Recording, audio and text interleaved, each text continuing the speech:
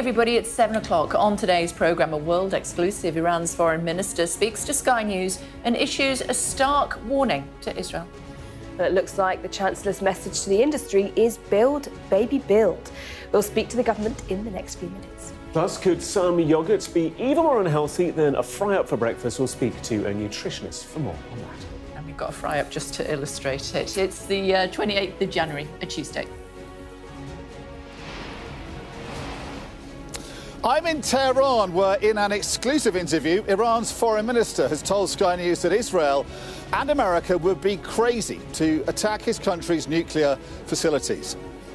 Any attack to our nuclear facilities would be faced with an immediate and decisive response. Also ahead, China's great leap forward in AI wipes $1 trillion off the world's biggest tech companies. Disgraced referee David Coote opens up on his drug use and a lifelong battle to hide his sexuality. Hi, I'm Keith. And I'm Ronan. We're Boyzone. After 30 years, I think now's the time to talk about it. And a new documentary about Boyzone premieres in London, promising the truth about their split, no matter what.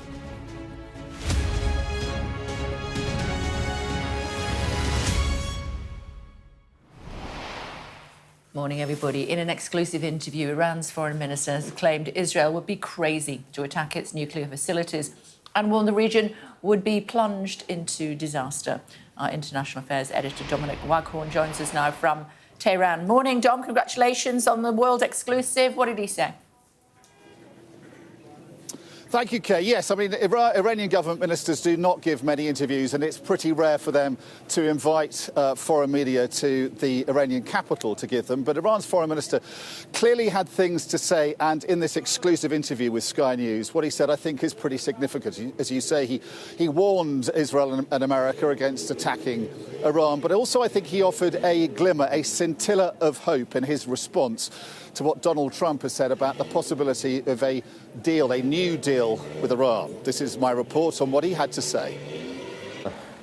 It was his first interview since the return of Iran's arch nemesis, Donald Trump, to the White House. In his first few months as Iran's foreign minister, Abbas Araghchi has seen allies and friends assassinated or toppled one after another. Talking to Sky News in the Iranian capital, he chose the moment to dismiss talk of Israel and America, now planning to attack Iran. We have made it clear that any attack to our nuclear facilities would be faced with an immediate and decisive response. But I don't think they will do that crazy thing. This is really crazy.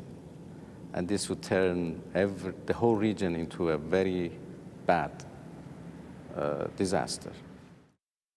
The foreign minister was dismissive of Donald Trump's latest comments about the Middle East. His suggestion that Gaza is cleaned out of Palestinians, a proposal prompting outrage across the region. Abbas Araghchi mocked that idea by proposing one of his own. You know, Palestine cannot be deleted from this region, and Palestinians cannot be expelled. So my suggestion is something else. Instead of Palestinians, try to expel Israelis. Take them to Greenland, so they can kill two birds with one stone.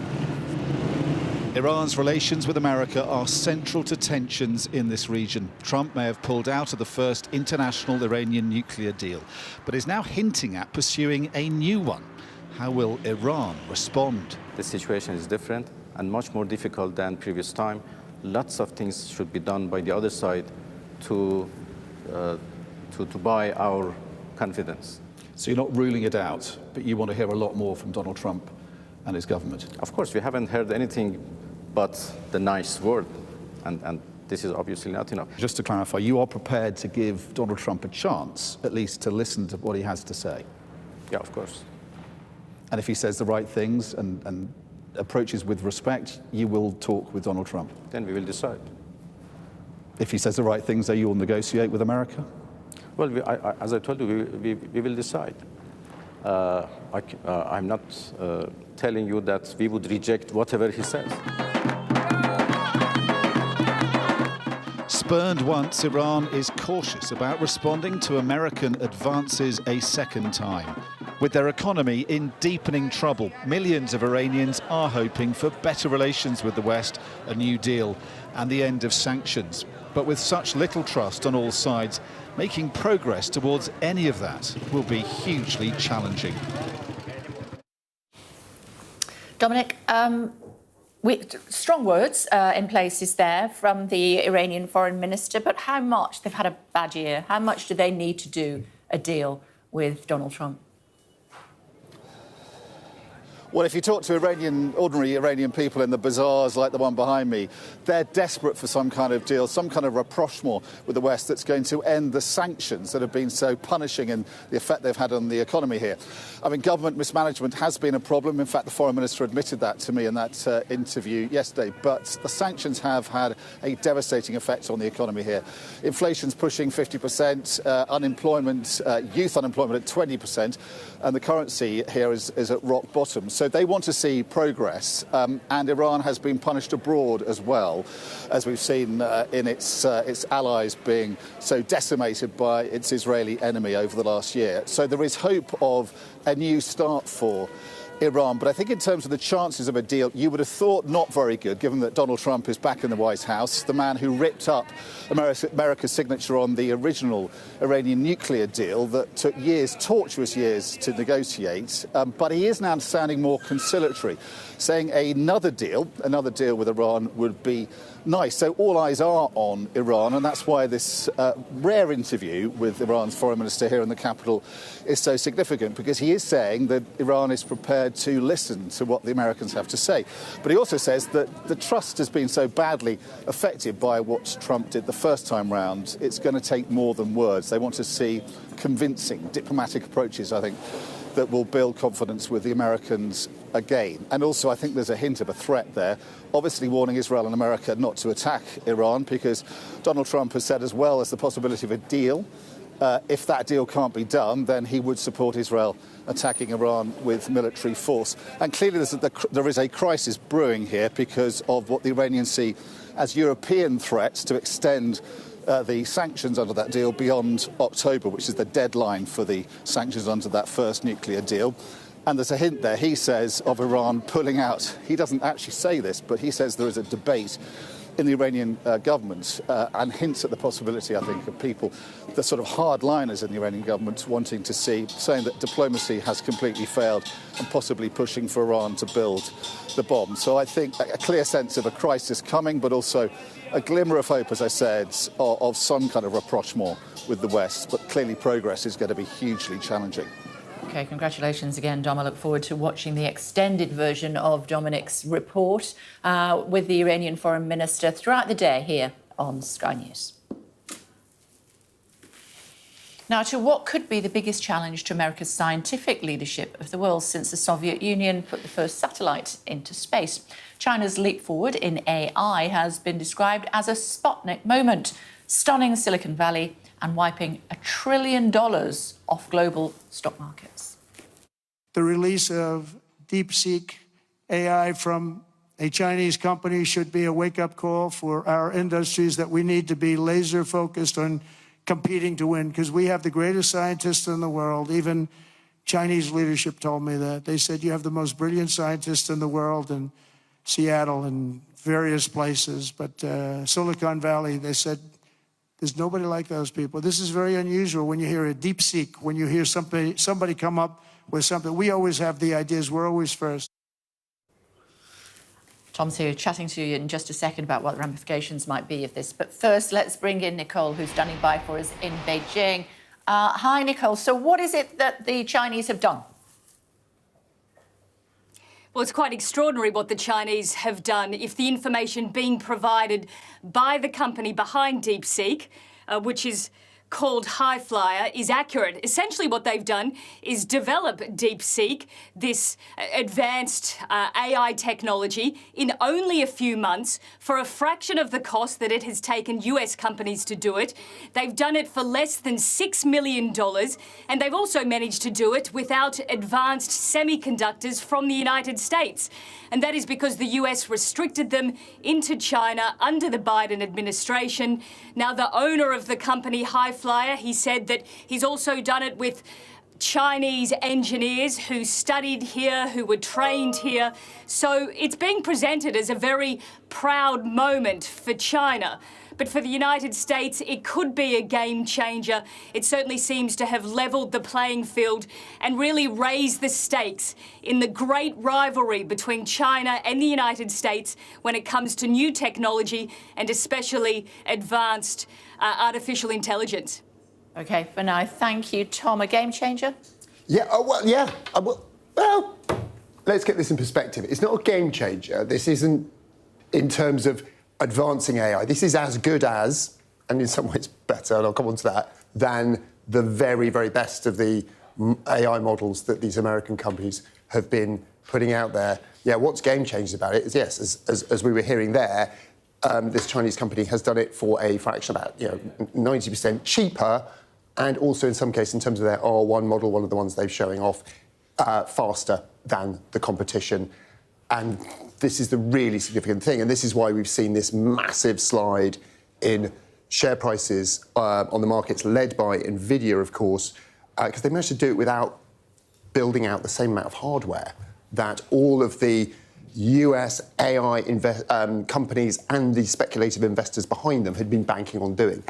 I was smiling there because we saw Donald Trump trying to style it out less than a week ago. He was standing there with the CEO of OpenAI, Sam Altman, another couple of big investors, Oracle and SoftBank, saying they were going to put $500 billion of investment into Stargate, a new supercomputer to do AI computing. And what this Chinese company has just shown them is you don't need to spend that much money to get those kind of results. Now, this doesn't mean America isn't going to continue to invest in AI hardware. It does logically follow that the more compute, the more of these semiconductors, these graphic processing chips, these powerful AI chips you can get linked together, training models, the better and more interesting things you're going to get. But to the business community, the investors, they're looking at, hang on a minute, you told us you need billions of these things, connected together in huge supercomputers to make AI work, and we don't. So I think I would say it's less of a Sputnik moment, more of a kind of Emperor's New Clothes moment for a lot of the tech people in America. And let's face it, NVIDIA valued at $3.2 trillion last year. I think it's a little bit of a kind of, oh dear moment, given that we've seen a rapid adjustment in their valuation. I've just asked ChatGPT what it thinks of DeepSeek. Oh.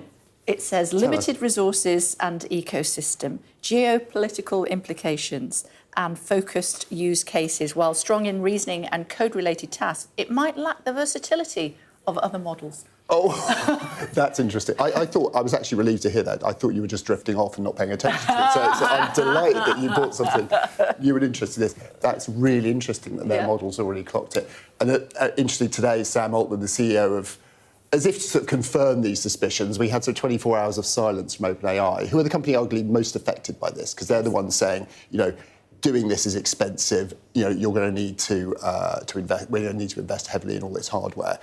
24 hours to sort of come out and sort of begrudgingly accept this is rather good, but we've got better things coming soon. So, well, let's wait and see. But yeah, certainly a massive shake-up in the AI world. Okay. For now, thanks, Tom. I was listening to you.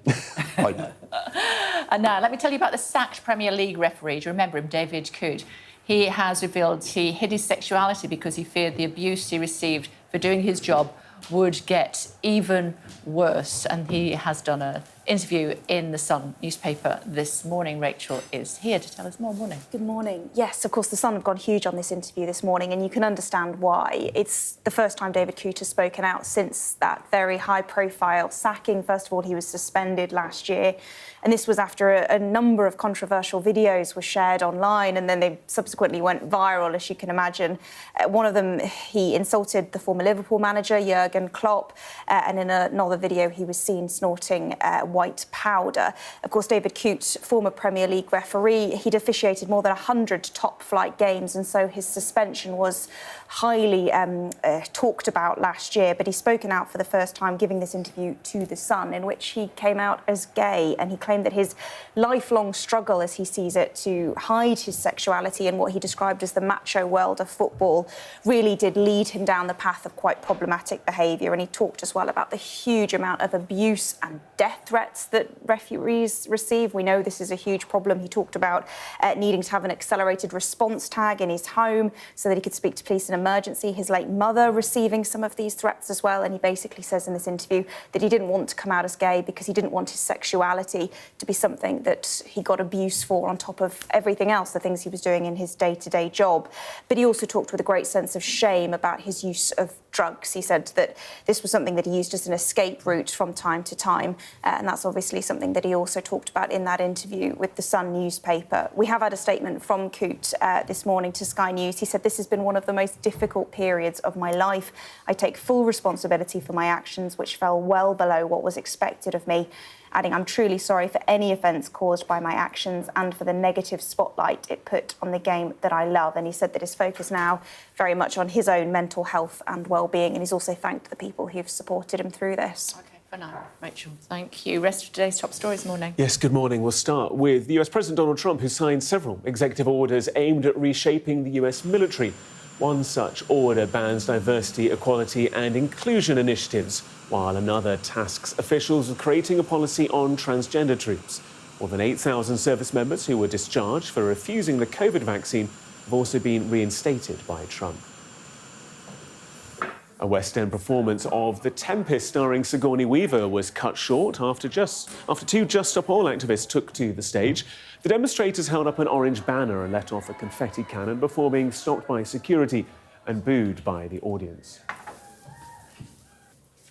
The boss of Iceland has asked the government to consider a proposal to give criminals a job in his supermarkets rather than tie behind bars if they're facing short sentences. The idea is only in its very early stages, but former prison governor John Podmore told us he thinks it's a good plan to deal with overcrowding in prisons and the rehabilitation of offenders. A huge proportion of people going into prison are unemployed, and a huge number of people being released are coming out unemployable because prison is making them worse. So this is an excellent idea, and I do hope it's grabbed by both hands by ministers and taken forward. Economic Secretary to the Treasury, Reynolds, is with us this morning. Good to see you. I know you want to talk to me about pension reforms. Yes, so we are announcing that we are going to give trustees the power to release surplus funds in their pension funds to invest in their businesses. This is part of our plan for change. The Chancellor will be setting out further measures tomorrow, but this is very positive news for businesses. They've been asking for this flexibility. 10% of them already have the flexibility, by the way, so this is about levelling the playing field. There are strict rules that apply to surplus extraction, and they will continue. Trustees making decisions based on members' best interests will continue, though? Indeed. The fiduciary duty will continue. OK, but this is a great opportunity for businesses that are sitting on billions of pounds worth of surplus in their DB pension schemes. This is a great opportunity for them to use that flexibility, if the trustees allow them to invest in their companies. And we want to unleash the potential of these businesses and indeed spread growth and prosperity across the country. So it's part of our plan for change to kickstart the economy and drive growth. How are you feeling about unleashing the options as far as Heathrow is concerned and a third runway? So we're not going to comment on speculation on Heathrow. You know, I think the Chancellor has made clear that we need to... Well, she hasn't said that. She hasn't said that, Kay. You know that. She didn't say it in as many words, but she did the round on Sunday, and it was very clear that that's what she's going to do. Well, she hasn't said that. OK. Can she achieve, or can you, as a government, achieve climate and growth goals simultaneously? We stand by our climate commitments. Aviation, sustainable aviation fuels, the technology for those fuels has developed significantly in recent years. But absolutely, we stand by our number one mission to drive economic growth, but we also stand by our climate commitments. Why is it then that a backbench MP believes you're pitting decarbonisation against economic growth? Well, as I say, I'm not going to comment on speculation on this. We've already signed off expansion of Stansted and City airports. We're in a global race for investment here. We are absolutely determined, as part of our plan for change, to drive economic growth across the country, because it's the only way that we can put more money into people's pockets, increase their living standards, and also spread prosperity to different communities across the country. So we're absolutely intent on that. And the Chancellor tomorrow will be setting out further plans. And as you know, the Chancellor and the Prime Minister are in the City this morning talking to a whole range of the country's leading businesses to discuss the plans. A recent Ipsos Mori survey suggests that 3/4 of Brits rate our economy as poor. Well, that's not what the IMF and PwC said last week. So the IMF reality, though, isn't it? And that's what the public think. So the perception of global CEOs is that the UK is second only to the US in terms of how attractive it is to invest in our country. The IMF has upgraded our growth forecast. We're the only country in the G7, apart from the US, to have the IMF upgrade our growth forecast. Wages are going up. Inflation is down. So, you know, it is a tough economic inheritance that we inherited 6 months ago. It was 7 months ago. It was never going to be easy to turn around. We inherited an economic mess and public services on their knees. So it has been a tough inheritance, but we are absolutely determined, as part of our plan to change, to drive economic growth, put money into people's pockets, and ensure that people's living standards are rising. You know, in this Parliament. OK. You trumpeted chief executives saying that they think that you're doing a great job as far as the economy is concerned. One British businessman, Nick Wheeler, who founded Charles Towett, is saying the government is anti-business, and that's the reason why he's curbing investment in Britain. Well, we're not anti-business, and we absolutely want to drive investment, which is why at the weekend the Chancellor was talking about bringing down the barriers to growth, particularly around planning reform. For too many years, planning rules and judicial review have prevented the development of infrastructure and investment in our country, and we're determined to change that. We're taking the long-term reforms that we need to take after inheriting an economic mess from the Tories. So we're determined to drive growth across the country. Southport riots. This morning, the Children's Commissioner is calling for the criminal records of most under-18s involved in the riots after the attack in Southport to be wiped clean. What do you think? To be wiped clean? Well, we're going to have to look at what's been said. Well, that's what she says. I don't think that people's records should be wiped clean. If Southport tells us anything, it's that we've got to look more closely at what's happening with young people who are obsessed with hatred, who are obsessed with, you know, videos or images of violence online. We've got to take a great look at the Prevent regime, which is what the Home Secretary set out last week, an end-to-end review of Prevent thresholds. So we've got to be tougher on these things, not softer, in my view. OK, she says she spoke to 20% of kids involved, and she says that they went out, they were curious, they were looking for fun, they felt animosity towards the police or wanted free goods. Many of them spoke strongly about their hatred of the police, describing previous bad experiences and community mistrust. And they feel that they've been left behind in society. That's why she thinks that they should be allowed to get on with their life. Well, if people have broken the law, they need to face the full force of the law. Even their kids? Yeah, indeed. OK, so she's wrong to say this? Well, I think that I've told you my view. OK, what should I say to her when she comes on later on? Well, ask her, you know, how can we have a rule of law that is a deterrent if we just wipe people's criminal records? Thanks for joining us. Appreciate Thank you. Still to come on The Breakfast Show for you this morning. The Lib Dems want to protect customers from bankrupt water companies Former leader Tim Farron will tell us how. Plus, the truth, no matter what. The new Sky documentary about 90s star Boyzone. And could a full English really be healthier than a yoghurt? Find out what the experts say.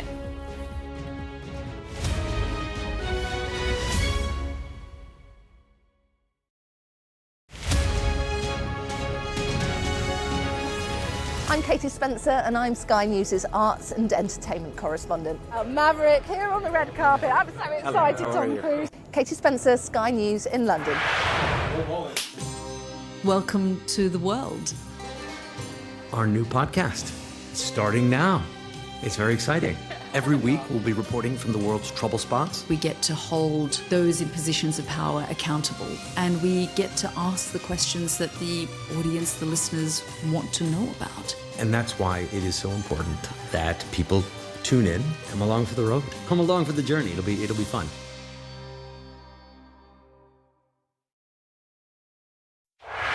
I'm Siobhan Robbins, Sky's Europe correspondent based here in Berlin. In Sweden, police have seized a lethal stash. Anyone of any age could say, I'll do that for £1 million and then have to go and shoot someone. Yes. Sky News, the full story first. I'm Greg Milam and I'm Sky's Chief North of England correspondent. This is insane. This was a bustling residential area. I'm Yusra Al-Bagher, Sky's Africa correspondent based in Johannesburg, South Africa. How difficult is this to police tonight? Off the scale. I'm Dan Whitehead, Sky News' West of England and Wales correspondent. Play Sky News. From the Sky News Centre at 7. Now that you're up to date, we can go into a bit more detail. Things can change incredibly quickly. Taken by surprise. Have you ever known a moment like this in British politics before? Yes. Cheers. We'll start with breaking news. Let's get the latest on the ground. So, by the end, we'll hopefully all understand what's going on in the world just that little better.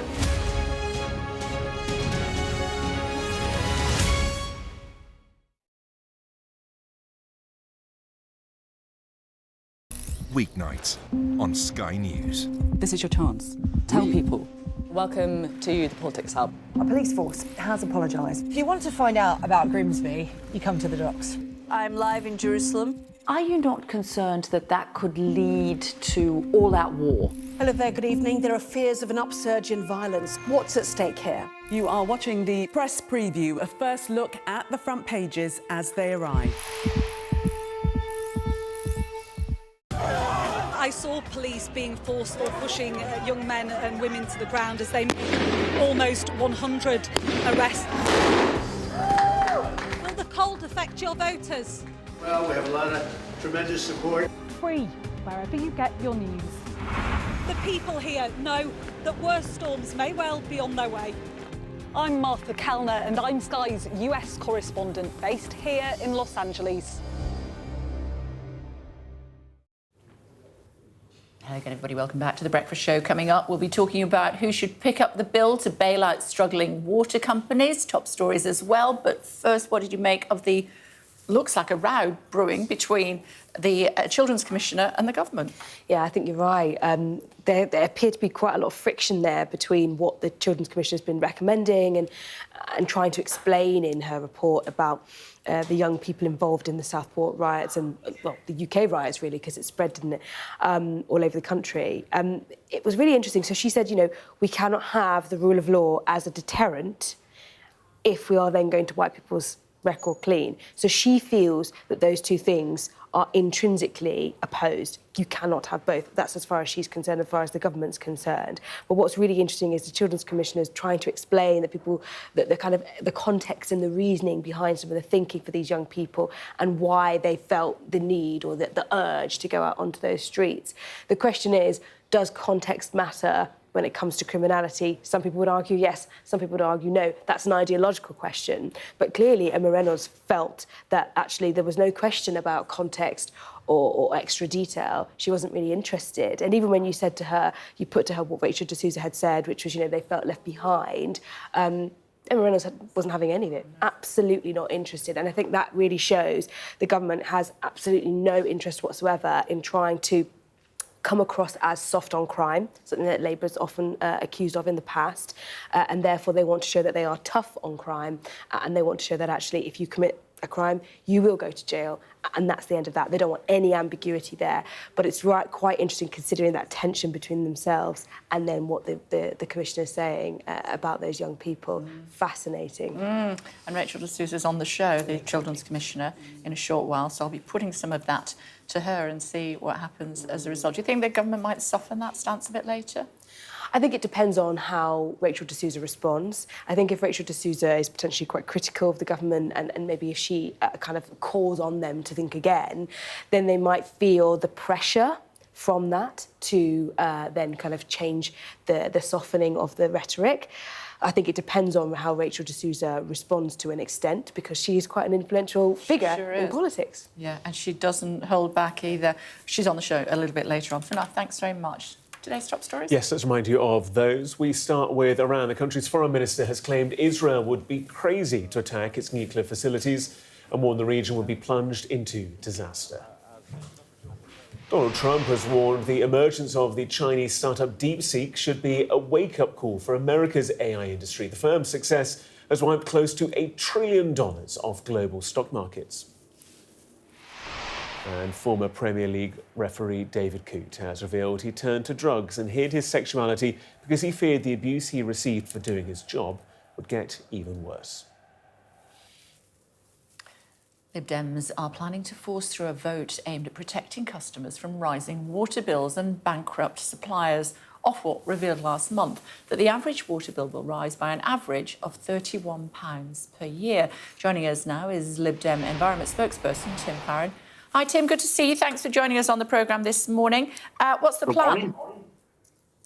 Well, our plan is that we would, if we get the opportunity to amend the bill today, we will ask the House of Commons to ban a situation where water companies, if they go bust, and we know Thames is in a very precarious position, and that's just to name one water company, that if they go bust, the cost of those debts should not be paid by the bill payer or the taxpayer, but should be recovered entirely from those who speculated, put those water companies in millions of pounds of debt, took huge dividends, paid their chief executives huge bonuses. Because it's not just the kind of egregious filth that ends up in our lakes, rivers and coastal areas that offends people and offends me. It's also the great injustice, if you like, at the heart of the water companies that allows them to borrow hugely, like I say, pay huge dividends and run the risk of going bust. We think the government will be very wrong to then allow a situation where the bill payer, the taxpayer, has to foot the cost of the speculation of a few people who have behaved very badly. Should Ofwat be scrapped? But yes, I mean, that's another amendment we put down. We put down 44 amendments to the water bill, and that was one of them. But we think there needs to be a regulator, but we think Ofwat, the Environment Agency and other agencies are a kind of fragmented regulatory framework. We need a big, strong single regulator. To give you an example, Ofwat have levied £164 million worth of fines on the water companies, of which they have recouped not a single penny. So the worry we've got is we've got a water company, or rather a water regulator, that either doesn't have the powers or doesn't have the culture to actually make the water companies quake in their boots and abide by the relatively limited regulations that we currently have. Are you going to be able to get this bill or these amendments through? Because you've not been very polite about the Labour government. You say that previously you said they seem content to continue the Conservatives' appalling track record. I was terribly polite to everybody, but I also take the view that the government deserves and needs to be held to account. The bill as a whole, by the way, I'd give it 5 out of 10. It is mostly better than nothing, mostly a tiny step in the right direction, but an awful wasted opportunity. The real problems at the heart of the water company are about ownership, about structure, and about the failure to regulate. And the one thing in the bill that I think does active harm is this element that would allow the bill payers, regular people right around the country, to have to pay the cost of egregious and unacceptable debt run up by the water companies. And our job is to use our influence today. We're the biggest third party in Parliament for over 100 years. We're trying to use our voice to be the opposition that the Conservatives are not being and hold the government to account. That's not about being impolite. We will treat the opposition parties with immense respect and courtesy. We just think they can do better for our waterways, and it's our job to champion them. Quick thought about Heathrow while I've got you. Are you in favour of a third runway? I'm not really, no. I mean, the Liberal Democrats oppose it. I'm somebody who thinks that levelling up should mean something. And so if we're going to go for growth, how much sense does it make to be sticking more and more resources in the overheated southeast of the country when we should be expanding communications networks throughout the rest of the United Kingdom and making the whole of the UK contribute to what is absolutely vital, and that is a dash for growth. Okay, so you're not objecting to more runway space. You're objecting to where it's going to be. Well, I mean, I object to both. I think that the evidence is that, from a climate change perspective, just because it's become unpopular in the White House and in some quarters, the evidence is blindingly obvious that climate change is a huge, huge challenge, if not the greatest earthly challenge human beings face, and will have great impacts on the generations after it, including those who are alive now. And if you don't take action to tackle that, that is far worse for the economy than anything else we could do. But I also think that there's money available, capital funding available for expanding our transport infrastructure, then you do it in the north of England that desperately needs it. You know, the need for HS3, even if there's not really going to be an HS2, is greater than ever, so that we stop being such a unipolar country where everything depends upon the southeast and London in particular. Okay, good to see you. Thanks for taking the time. Thank you.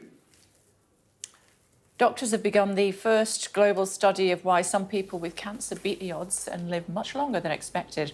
Our science correspondent Thomas Moore has met one of these so-called super survivors. Catherine is living life to the full. 5 years after being told by doctors she had just months to live. So that's good. OK, go. She had an aggressive form of brain cancer, but since having treatment, all trace of the tumour has gone. One of the 5% of super survivors who defy the odds. I've always thought I'm going to live. And I think that's probably why just having that positive mental attitude has been really important for me. This is Catherine's original scan from March 2020. Catherine's tumour was 8 centimetres across, but 5 years on, there's just an empty shell. Many cancer specialists have these anecdotal stories of miraculous survival, but scientists are now bringing them together in a global study of people who have lived at least 5 years, despite being diagnosed with hard-to-treat forms of brain, lung or pancreatic cancer. This is the first time anybody has tried to attempt to answer this question, why there are some selected group of people survive exceptionally well after these dreadful cancers. So we are looking at the genetic makeup of the tumor. We are looking at the proteins. So we will have a much larger database to say more confidently that this is what is making you live longer. 8 NHS cancer centres are joining the Rosalind study. It'll compare tumour samples from super survivors with those from patients who've died, looking for targets for new drugs to improve life chances for all. You can have 2 cancer patients who are superficially similar in age and health with the same type and stage of tumour, but with very different responses to the same treatment. Now, in the past, doctors would put that down to luck. Now they're looking for a more scientific explanation. The study is being run by the French biotech company Cure 51. It believes it can beat cancer in 20 years. This is the ambition of the project. But, you know, remember HIV in the beginning of the 80s. It was a killing disease, no hope for the patients, unfortunately. And now you have patients who can live with HIV. But again, the ambition of the project is really to eradicate cancer. If we can unlock these biological mechanisms that are successfully possessed by these survivors and replicate it to the majority of patients, I think we can really win the battle. Let me just get my oar in. Catherine will soon be invited to join the study. She appreciates each new day and hopes others with her diagnosis might in future have the chance to do the same. Thomas Moore, Sky News in Cambridge. Good for her. Still to come on The Breakfast Show for you here on Sky News. Why a fry-up like this could be healthier than a bowl of granola.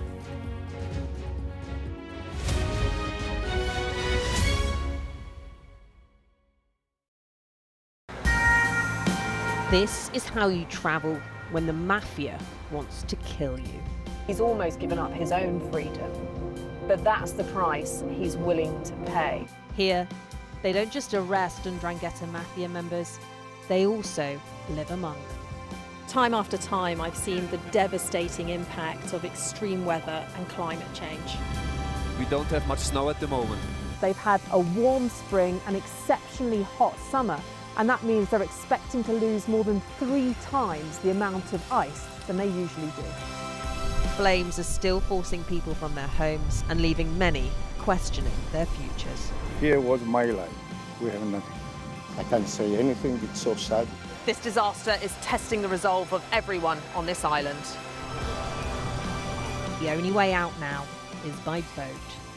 Everything you see is devastated, and the misery being felt by people living here is repeated in towns and villages across Central Europe. Sky News, get the full story first. Turkey is burying its dead. The loss is profound. Whole families died in this collapse, generations wiped out. The violence has penetrated the heart of the city rather than being contained to the estates around the edge, and that speaks to the level of anger being felt here. In Sweden, police have seized a lethal stash. This is just a small sample of the deadly arsenal taken off the streets. This is an example of an advert, really. Anyone of any age could say, I'll do that for £1 million, and then have to go and shoot someone. Yes. I'm Siobhan Robbins, Sky's Europe correspondent based here in Berlin. We arrive. A secret hospital hidden in the Myanmar jungle, treating the victims of this bloody war. This is Myanmar today. Its military rulers don't want the world to see, but we have. I fight for my own future. I fight for my generation's futures. This is an actual crime. They don't care for that. Myanmar army is only a couple of kilometers away. So this is a major humanitarian disaster.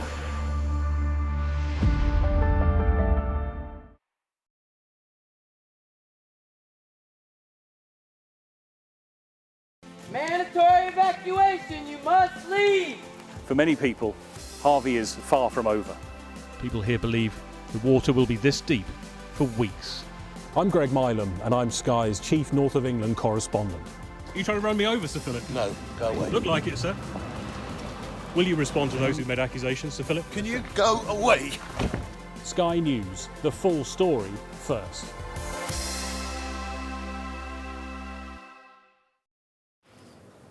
Hello again, everybody. Welcome back to The Breakfast Show here on Sky News. Keir Starmer and Rachel Reeves have made growth the top priority of the government, but not everybody's happy about what that could mean.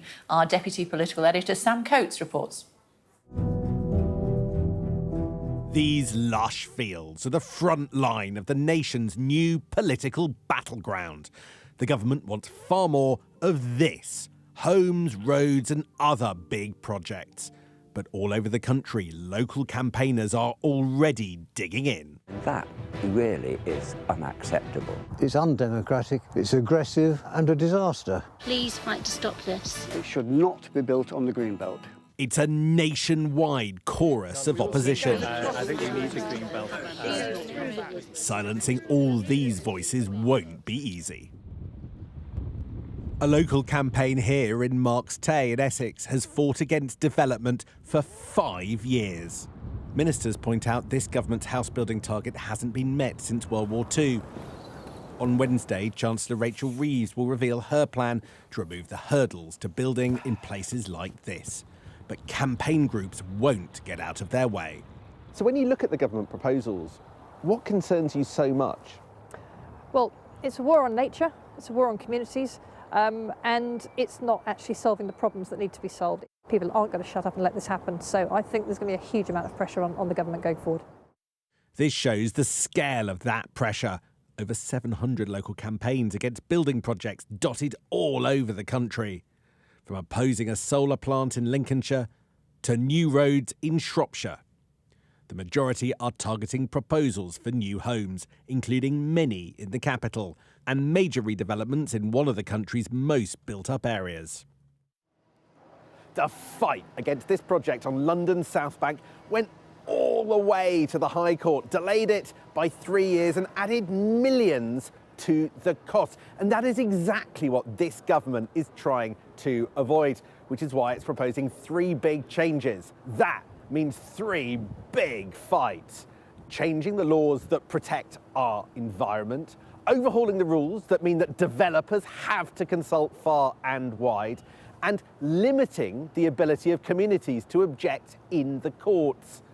Each change brings an army of opponents, but without that, will this government ever bring growth? There are allies that say that growth can still be green. This does not mean watering down protections for nature. Under the current regime, we are failing to protect British species. Successive governments have grappled with this problem over decades and failed to deliver the reform that we need. Why? Because NIMBYism is one of the strongest political forces in the country. This government wants its legacy to be buildings and roads on these fields. They say opponents are slowing down the nation's progress. The battle for growth is just getting started. Sam Coates, Sky News, Essex.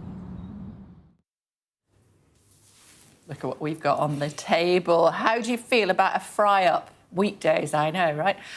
Potentially, that could be better for you than granola and yoghurt. Nicole Alabaster is here with us to tell us more about it, a nutritionist, of course, and specialist dietitian. Which is better for us? Well, the answer is going to be in the detail. Right. It's what it's made up of, and it's how you put it together. One can be healthier than the other, or it could be the flip side. It depends what you make it with. So when we're looking at the cereals, the big hit seems to be always the sugars. So we're seeing lots of refined grains used in it, added sugars, and maybe the refined oils. And then, of course, sprinkling on extra sugar, drizzles of honey, even that in excess is free sugars. Ends up rushing into your bloodstream. You can actually feel hungry quite quickly after foods like that. Then you've got the English breakfast. Well, what we've typically got there is your processed meats, and that's a key thing that's the red flag with the English breakfast, because there's actually no safe level of processed meat that the UK allows us as a recommendation. Fatty sausages, and then the salts in all the sauces. So it really is down to how you're comparing it and what we're trying to do. Both of them, on the flip side, can be made really healthy, and both of them can be enjoyed. Depends how we're going to put them together and what we're going to put in them. And what about portion size? Because that's always a thing that people just think they've done the ideal portion of cereal and then discover that it's about 3 times what the packet suggests, right? There is that as well. I mean, just to keep it really sort of simple, what you're trying to do is say, can we keep the sugars down? Can we make food as natural as possible? So if we're looking at the English breakfast, instead of the fatty sausages, you can use really good quality sausages. And again, not all the time, because it's the red meat that we've got a limitation on, because that's related to the cancers. And in the bacons, we're looking at the added preservatives and the salt. It's the nitrites and nitrates. Check your ingredients list and see what you're seeing that's used to preserve these foods. But how do we make what it I've healthy? chosen? This is not healthy. Sausage and black pudding. Black pudding, I love black pudding. It's really bad for me, isn't it? So these are your proteins, and we're going to look at how can we make this look a little bit nicer.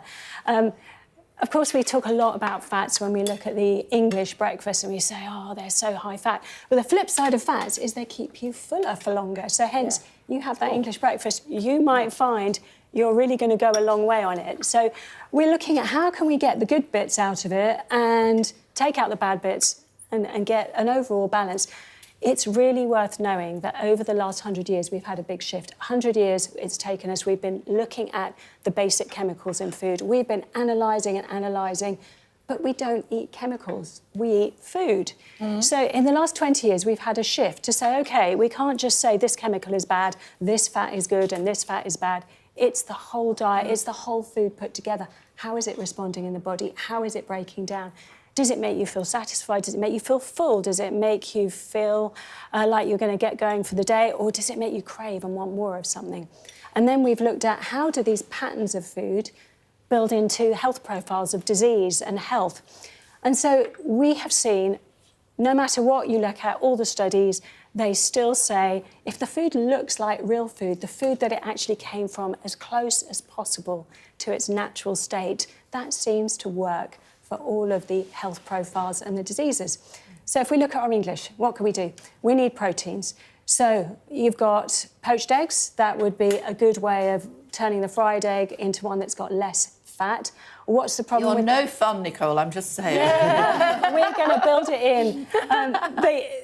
The fats, the reason we talk about fats is not that fats on their own are a problem. It's more about the energy density. It's very easy to get a lot in and to gain weight with the fats. But as we said, the flip sides, they keep you full. So we're looking at how do we put healthy fats in, good fats in. Hence, we talk a lot about the extra virgin olive oil, the avocado, the poached egg. That's avocado bad for you?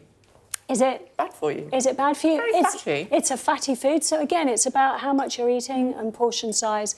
Whole grains, we're missing some nice whole grains in this. We could put some whole grain seeded toast next to it. So you've got that with your poached egg.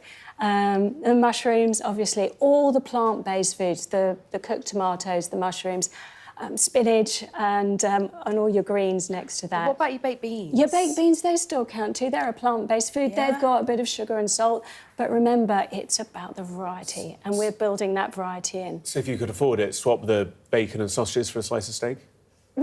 Because you've then not got the nitrites and the processed meats. What you have got there is the red meat component, which we've got a limitation of 350 to 500 grams over the whole week of red meat. And that's purely because of the link to cancer with the heme component that's in the red meat. But yes, you could have that once or twice a week in a small portion size, and then load it up with the other good stuff. So put the whole grain toast next to it, put the cooked tomatoes in with the lycopenes, which are all anti-cancer foods, the mushrooms that build up the rest of the Rachel's plate. family grew mushrooms, we just discovered. Used to, yes, in Ireland. Yeah, they were mushroom farmers. So but it was all just of that- fantastic food. It's always my favourite. So all of that builds up the plant components. So that works as a nice plate then when you've got that. If we look at these lovely yogurts that we've got in front of us and the breakfast cereals, what we're looking for those is the sugar.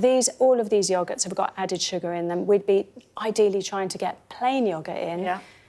And Greek yogurt is okay.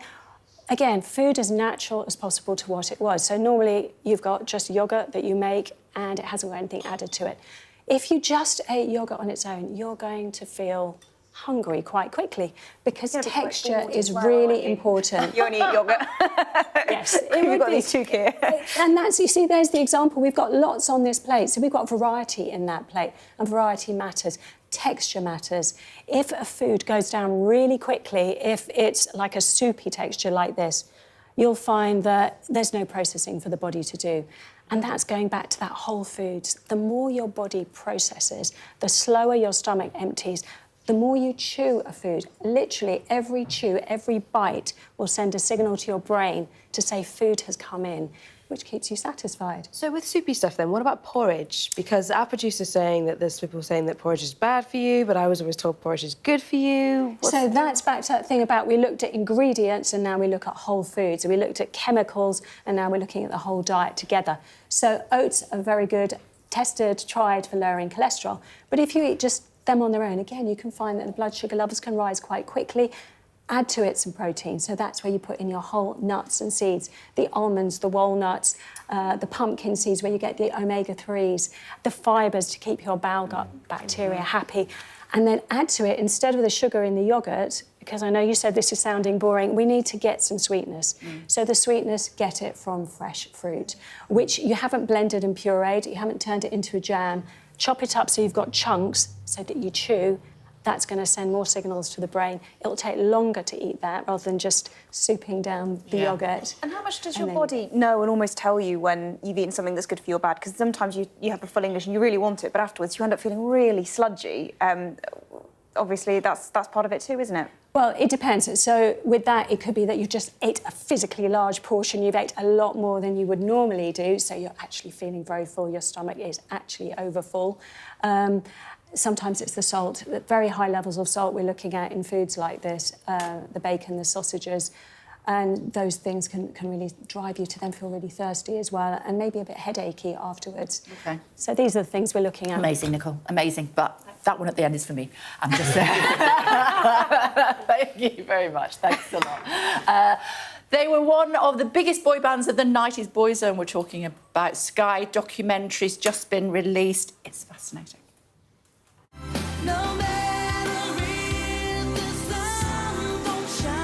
They were a boy band phenomenon, selling more than 25 million records worldwide. Now Boyzone are back with what they say is an honest account of their time in the group. People think that it's all glitz and glam and five-star hotels, and that is there, but when you're not feeling very confident or you're not getting on well with the people that you're travelling with, all of that kind of blurs. We were a bunch of kids put together. Among the subjects covered in a new 3-part documentary, their relationship with the tabloid press and the impact of numerous stories probing into their private lives. It's like you realise what we went through as kids and how unprotected we were, and what a dangerous space it was. Despite the intrusions, hard feelings seem few. People like to hear bad stuff about you. That's what gets them going. It makes their own life feel better. Sometimes we were subjected to that a little bit more than others. But that said, you know, as Louis Ross says, you made the front paper. Of course, one band member missing from both the red carpet and the talking heads in the documentary was Stephen Gately, who died in 2009 from an undiagnosed heart condition. I had to call the guys and give them the news. This shirt is for Steele. He loved a bit of print, he loved a bit of sequence. I found the perfect shirt tonight. I think now's the time to talk about it. So, a reunion of sorts and a welcome reward for the fans who've stuck by the group, no matter what. Bethany Manel, Sky News. And remember, you can watch Boyzone no matter what on Sky Documentaries, and now from the 2nd of February. And that report that we had there was just long enough for me to finish that black pudding. I'm very pleased that nobody... What's your favourite? The mushrooms. Yeah, mushrooms, obviously. Sausage. Was it? Mm. The girls didn't have the sausage. You didn't really fancy that? I had the egg, which was actually quite nice. Mm. I should say there were hash browns as well, but somebody is it behind us... Producer Sam. Oh, I thought I heard Not just Sam, Sophia as well, didn't make it to the plate, is all I'm saying. We'll see you in just a second here on Sky News. Do stay tuned our way.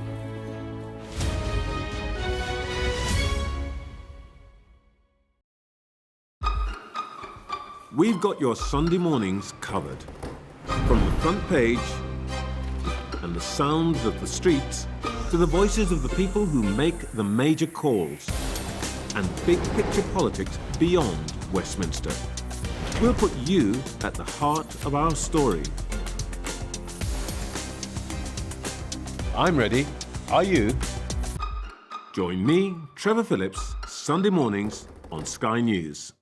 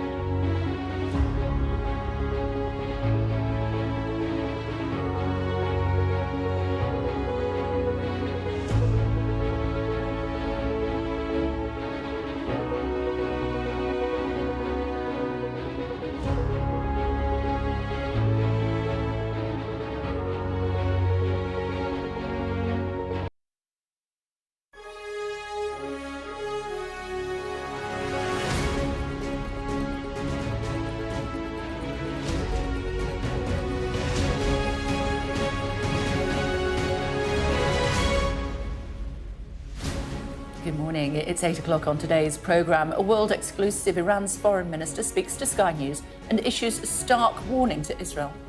Well, it looks like the Chancellor's message to industry is build, baby, build.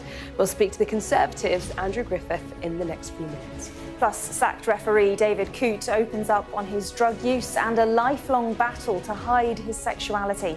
And Mum's gone to Iceland, but who's working on the checkout? We'll hear about plans to sentence low-risk criminals to work in supermarkets. It's Tuesday, the 28th of January. I'm in Tehran, where Iran's foreign minister, in an exclusive interview, has told Sky News that Israel and America would be crazy to attack his country's nuclear facilities. Any attack to our nuclear facilities would be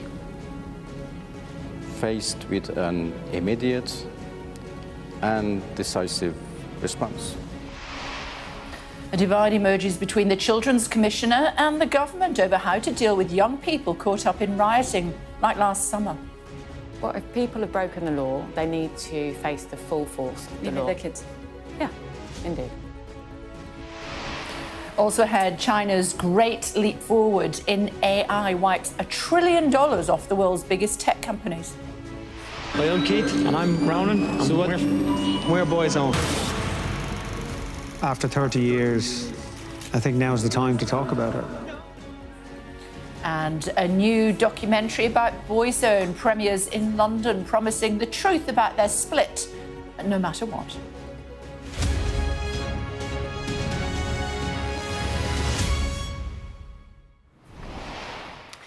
Good morning. In an exclusive interview, Iran's foreign minister has claimed Israel would be crazy to attack its nuclear facilities and warned the region would be plunged into disaster. Our international affairs editor, Dominic Waghorn, joining us now from Tehran. Hello to you, Dom. Tell us about the interview.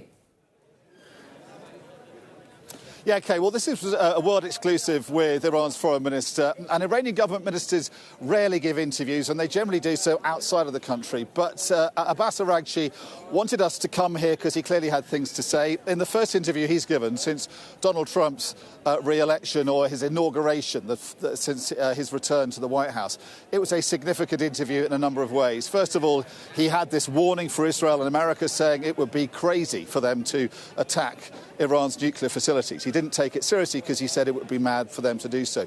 He made light of Donald Trump's comments about cleaning out Gaza with a proposal of his own, which won't go down well in Israel. And he also had this sort of glimmer of hope about a rapprochement with the West. Not much more than a glimmer, but certainly what he said about the way Iran might respond to Donald Trump's offer of a deal or talk about a deal with Iran, I think will give some encouragement to those hoping that Iran can emerge and can re-engage with the West. It was his first interview since the return of Iran's arch nemesis, Donald Trump, to the White House. In his first few months as Iran's foreign minister, Abbas Araghchi has seen allies and friends assassinated or toppled, one after another. Talking to Sky News in the Iranian capital, he chose the moment to dismiss talk of Israel and America, now planning to attack Iran. We have made it clear that any attack to our nuclear facilities would be faced with an immediate and decisive response. But I don't think they will do that crazy thing. This is really crazy. And this would turn the whole region into a very bad disaster. The foreign minister was dismissive of Donald Trump's latest comments about the Middle East. His suggestion that Gaza is cleaned out of Palestinians, a proposal prompting outrage across the region. Abbas Araghchi mocked that idea by proposing one of his own. You know, Palestine cannot be deleted from this region, and Palestinians cannot be expelled. So my suggestion is something else. Instead of Palestinians, try to expel Israelis. Take them to Greenland, so they can kill two birds with one stone. Iran's relations with America are central to tensions in this region. Trump may have pulled out of the first international Iranian nuclear deal, but is now hinting at pursuing a new one. How will Iran respond? The situation is different and much more difficult than previous time. lots of things should be done by the other side to buy our confidence. So you're not ruling it out, but you want to hear a lot more from Donald Trump and his government? Of course, we haven't heard anything but the nice word, and this is obviously not enough. Just to clarify, you are prepared to give Donald Trump a chance, at least to listen to what he has to say? Yeah, of course. And if he says the right things and approaches with respect, you will talk with Donald Trump? Then we will decide. If he says the right things, then you will negotiate with America? Well, as I told you, we will decide. I'm not telling you that we would reject whatever he says. Spurned once, Iran is cautious about responding to American advances a second time. With their economy in deepening trouble, millions of Iranians are hoping for better relations with the West, a new deal, and the end of sanctions. But with such little trust on all sides, making progress towards any of that will be hugely challenging.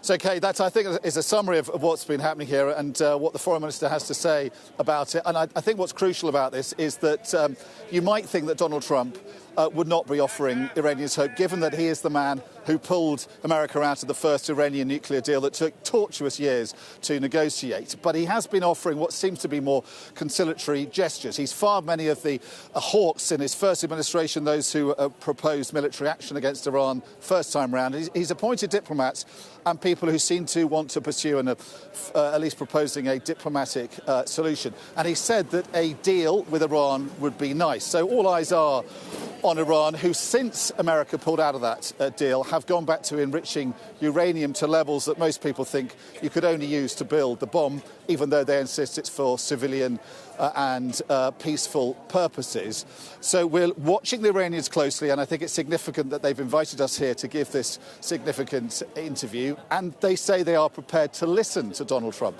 But what they're saying is that given that confidence and trust was so destroyed the first time round, they need to hear more than words about nice deals from Trump. They want to see a lot more to convince them that it's worth them re-engaging. And there's a hint of a threat there, not just to the Israelis and Americans saying it would be crazy for them to use military force to attack Iran's nuclear facilities. A threat they say they don't take seriously because they think it would be so mad, because they say the response from the Iranians would be something that would be formidable. But also, I think there's this hint of a crisis brewing from Iran's foreign minister, because Iran feels that the Europeans, who are still in the first deal and still support it, have threatened to extend its sanctions beyond October. And what they've been hinting at is, if that happens, is alternative action. Now, he won't be drawn into what that action could be. He says he doesn't know, but he says within the Iranian government there is a hot debate going on. There are those who say, oh, that diplomacy was a waste of time. The Americans walked away from it the first time, and therefore something more drastic needs to happen. And he's hinting that at least some of them are considering building the bomb, going all out to build the bomb. So that's certainly a lot for Western diplomats to think about. And I think for Iranians watching, both in the diaspora beyond Iran and also here in Tehran, they are desperate to see some kind of rapprochement. They want to see a new deal. They want to see sanctions lifted, because the economy has been crushed by the sanctions, also by economic mismanagement by the government. Inflation's pushing 50%, youth unemployment 20%. The currency has gone the lowest it's ever been in the last week or so. So they're desperate to see progress. I think there's a glimmer of hope from this interview, but not much more than that. And I think the Iranians want to see more convincing efforts by the Americans before they respond in turn in the other direction. OK, for now, Dominic, thank you. And you can watch Dominic's extended version of the interview with the Iranian foreign minister throughout the day here on Sky News. Meantime, a divide has emerged between the Children's Commissioner and the government over how to deal with young people caught up in rioting, like last summer. The Children's Commissioner says many of the sentences given to teenagers involved in the riots were unusually severe and their criminal records should be wiped clean. But this morning, the Government Minister, Emma Reynolds, insisted that they should feel the full force of the law.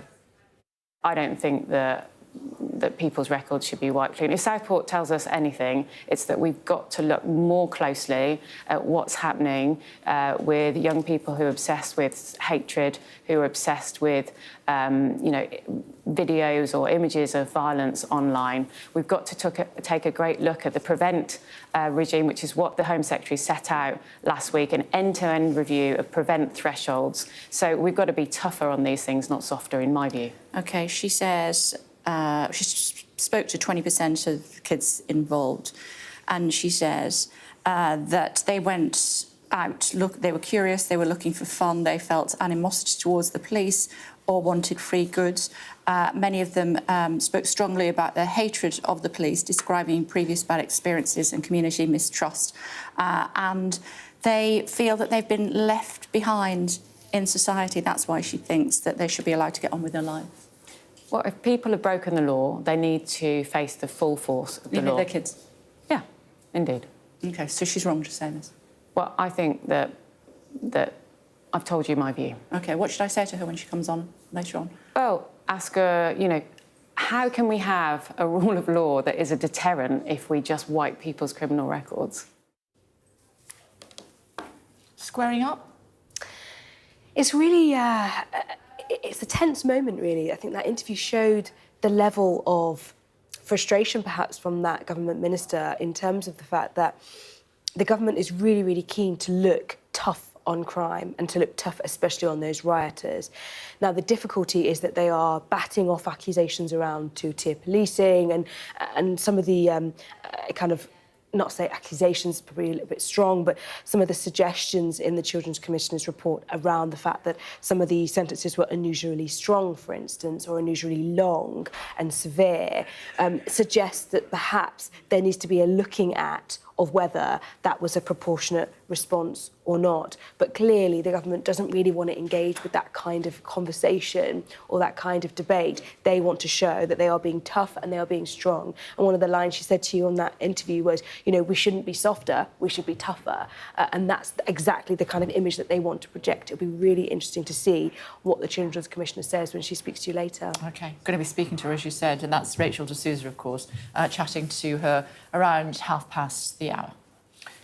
Meantime, the biggest challenge to America's scientific leadership of the world since the Soviet Union put the first satellite into space. That's what we're talking about next. China's leap forward in AI has been described as a Sputnik moment, stunning Silicon Valley and wiping $1 trillion off global stock markets.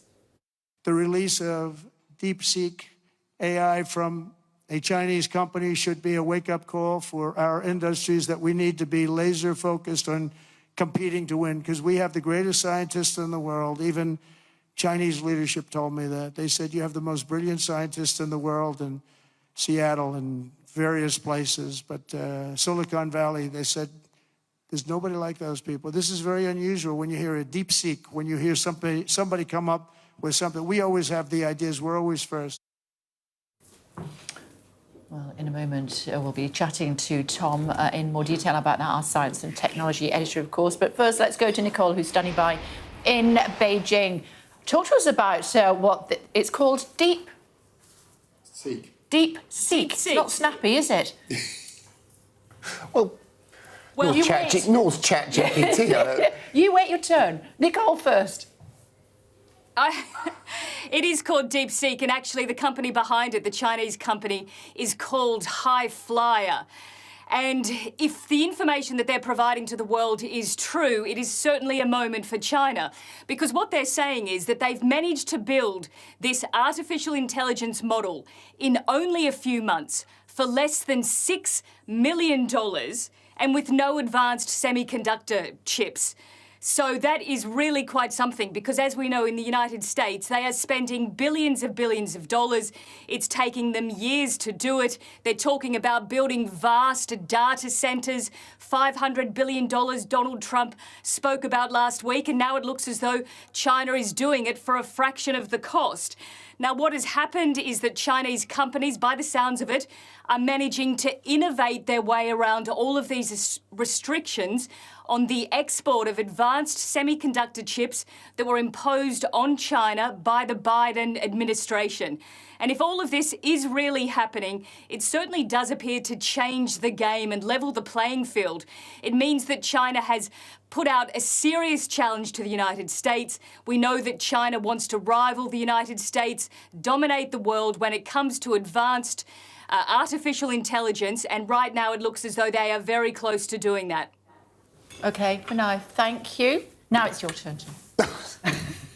I think that the Sputnik analogy is a really good one, because as Nicole was saying there, China is under these really tight restrictions on the sorts of chips that are needed for AI that they can import into the country. And they've been starved of the really, really high-end ones made by NVIDIA, one of the companies that's seen the biggest hit to its share price as a result of this. And it shows what engineers do when they're confronted with a resource limitation like that. They sit down, they take apart the problem, they think about how do we do this a different way, and that appears to be, based on the initial comparisons that people have been able to do with these models, exactly what DeepSeek have been able to do. They've just taken apart the thing. How good does it have to be? Does it need to give us an answer to 32 decimal places, or can it just be 3? What do we actually want this thing to do? Take it apart, redesign it, and they have managed to show you can do it for a lot less money, a lot less of this computing power. And that's a big breakthrough. It certainly reveals that the approach in terms of useful language models or image generation models that consumers and companies might need, maybe we don't need them to be as expensive and clever as the open AIs of this world have been persuading us so far. And Donald Trump, who stood next to them last week, said, we need to build a $500 billion investment into a Stargate supercomputer. But I think it's important to say at the moment that doesn't necessarily mean China has leapt ahead in the race to really super intelligent general artificial intelligence. That's a ways off yet. Large language models are really important and interesting as a way to sort of learning about that, how we get there. But it is likely there are lots of other advances in this area that need to be made, and also probably quite a lot of this very powerful computing power. So I don't think we're going to see in companies like NVIDIA that make these powerful chips take a big hit right now, but I think demand for their products will continue to grow as people start to think more deeply about, hang on, how do we actually turn AI into more than just a excellent guessing machine at verbal or computer coding answers we want or images that we need, so we get, images that don't have people with 7 fingers and things like that. There's a lot of little tweaks in it to work out, and the bigger challenges towards general intelligence, that's going to take some more. But China has just taken a big step forward, no doubt. Paul McCartney's not going to be happy, is he? He's not going to be happy at all. Did you see him talking about it at the weekend? I did, but I don't know, how popular is his music in China? I think that's the question we have to ask ourselves. But interestingly, we did worry about AI safety and IP and things like that, but already, we were chatting about this earlier, weren't we? If you ask DeepSeek's models challenging or politically awkward questions in China, it doesn't give you straight answers, or it will dodge them. We debated about whether governments would have the power to sort of intervene and control how these models develop and work. We're still agonising about that debate here in Europe and in the US. The Chinese government seems to have gone right in there and said, if you ask difficult questions about how the Uyghur population is being treated, as we've tried doing, it gives you a fairly anodyne and very much party-approved answer. So that's interesting too. OK. For now, thank you. Thanks a lot. Rest of today's top stories? Yes, bring up to speed on those. Let's show you some live images from Gaza, first and foremost, because the health authorities there say hundreds of thousands of people have crossed into Gaza City since Israel allowed people to move back into the north of the enclave following the agreement on a ceasefire. These are live pictures today from northern Gaza. US President Donald Trump has signed several executive orders aimed at reshaping the US military. One such order bans diversity, equality and inclusion initiatives, while another tasks officials with creating a policy on transgender troops. More than 8,000 service members who were discharged for refusing the COVID vaccine have also been reinstated by Trump. A West End performance of The Tempest starring Sigourney Weaver was cut short after two Just Stop Oil activists took to the stage. The demonstrators held up an orange banner and let off a confetti cannon before being stopped by security and booed by the audience. The boss of Iceland has asked the government to consider a proposal to give criminals a job in his supermarkets rather than time behind bars if they're facing short sentences. The idea is only in its very early stages, but former prison governor John Portmore told us he thinks it's a good plan to deal with overcrowding in prisons and the rehabilitation of offenders. A huge proportion of people going into prison are unemployed, and a huge number of people being released are coming out unemployable because prison is making them worse. So this is an excellent idea, and I do hope it's grabbed by both hands by ministers and taken forward. Shadow Business and Trade Secretary Andrew Griffiths is with us this morning, former member of this parish, of course. It's good to see you. Thanks so much indeed for joining us on the programme this morning. Donald Trump saying that Keir Starmer's doing a very good job. What do you think? Well, I don't agree. Businesses in this country are literally bleeding out on our high streets. Every day we're hearing about them having to make job losses, some closing down, and no one should think that that's acceptable or doing a good job. Now, we're going to hear a lot about growth this week. That's great. We need better infrastructure. We want to build more homes in this country. But that can't be a substitute for action right now on the sort of things that businesses are complaining about. So the national insurance rise, 25 billion, all coming at them at once. And the trade union-inspired employment bill, 150 pages of red tape that businesses are just recoiling from. So we need action, not words, and we need action on some of the things that Labour have done to crash the economy. It's their fault that the economy is crashing, is it? Well, I think so. I mean, look, these things are always, got different. They've always got. Okay, there's always different things going on. But in all honesty, Labour inherited an economy that was growing, where inflation was falling and interest rates were falling, and confidence was rising.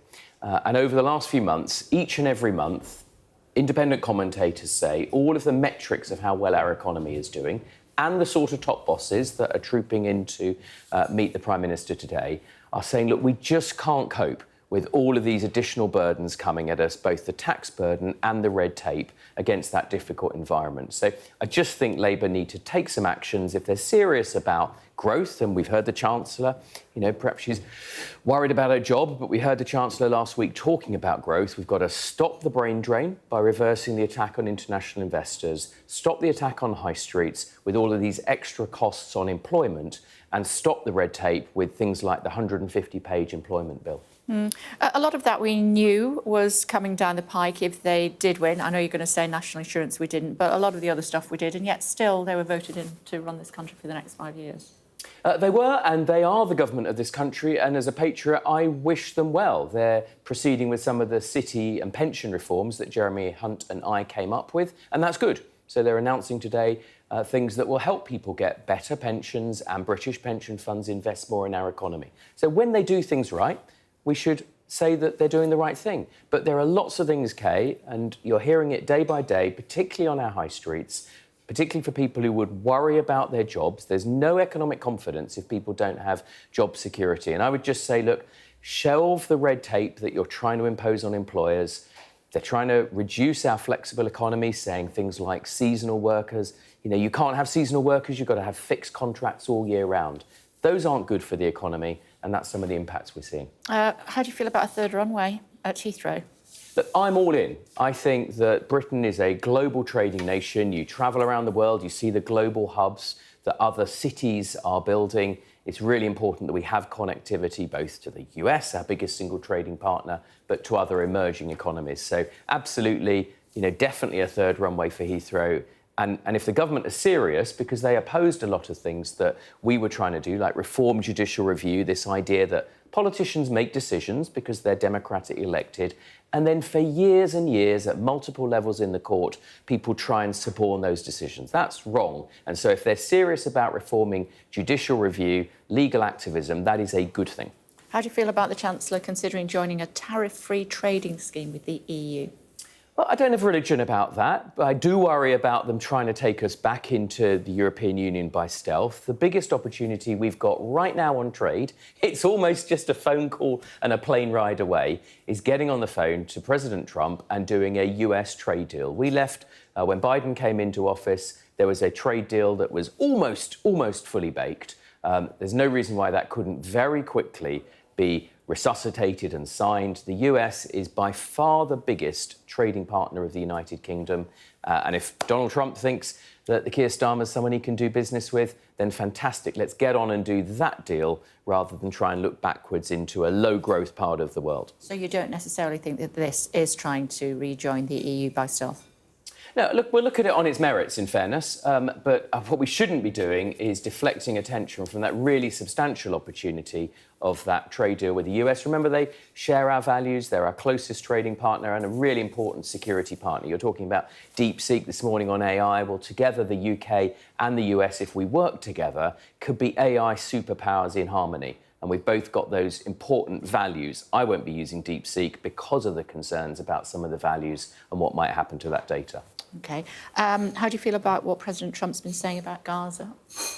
And in particular, suggesting that Palestinians, forgive me, should either go to Egypt or Jordan?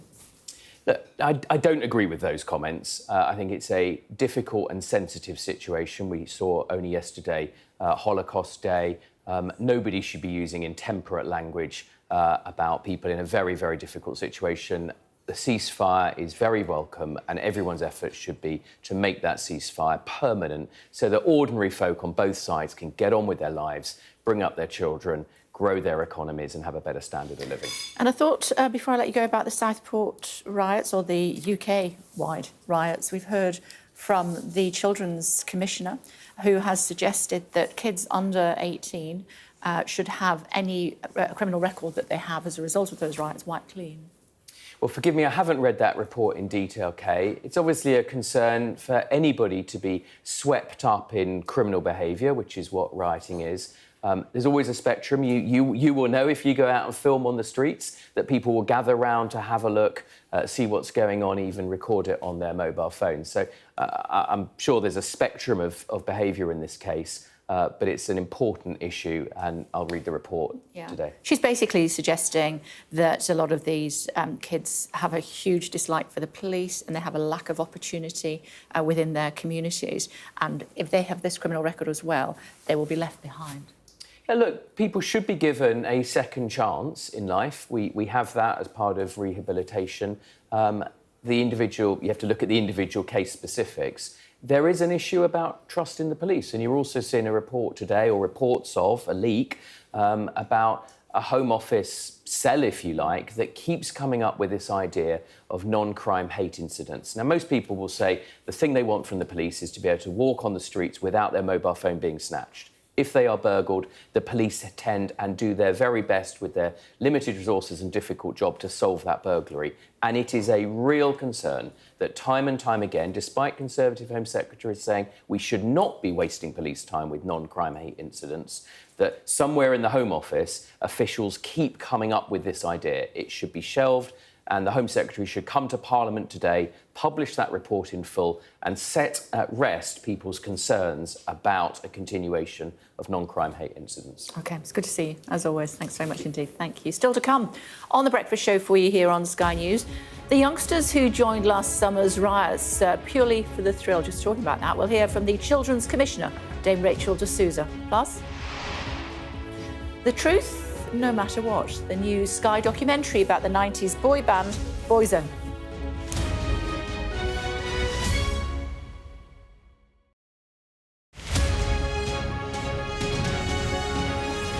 I'm Katie Spencer and I'm Sky News' arts and entertainment correspondent.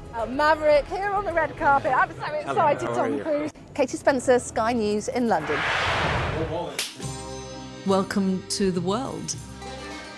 Our new podcast, starting now. It's very exciting. Every week, we'll be reporting from the world's trouble spots. We get to hold those in positions of power accountable, and we get to ask the questions that the audience, the listeners, want to know about. And that's why it is so important that people tune in, come along for the road, come along for the journey. It'll be fun.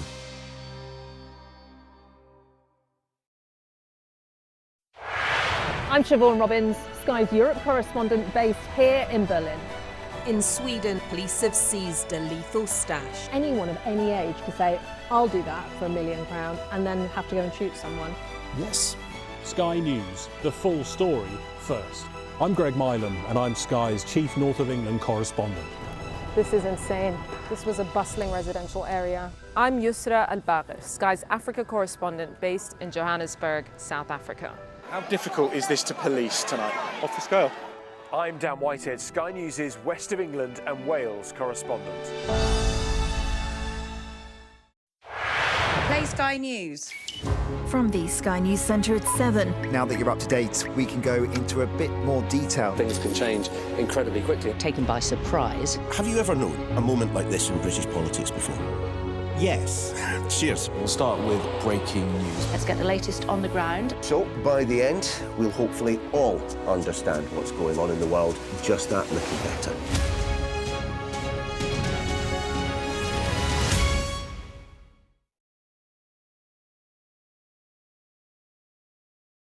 Weeknights on Sky News. This is your chance.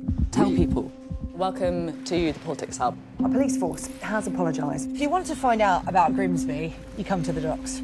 I'm live in Jerusalem. Are you not concerned that that could lead to all-out war? Hello there, good evening. There are fears of an upsurge in violence. What's at stake here? You are watching the press preview, a first look at the front pages as they arrive. I saw police being forceful, pushing young men and women to the ground as they made almost 100 arrests. Will the cold affect your voters? Well, we have a lot of tremendous support. Free, wherever you get your news. The people here know that worse storms may well be on their way. I'm Martha Kellner and I'm Sky's US correspondent based here in Los Angeles. Hello again, everybody. Welcome back to The Breakfast Show. Coming up, the Children's Commissioner on why so many young people became caught up in last summer's riots. That to come, but first... Our top stories for you this morning. Iran's foreign minister has claimed Israel would be crazy to attack its nuclear facilities and warned the region would be plunged into disaster.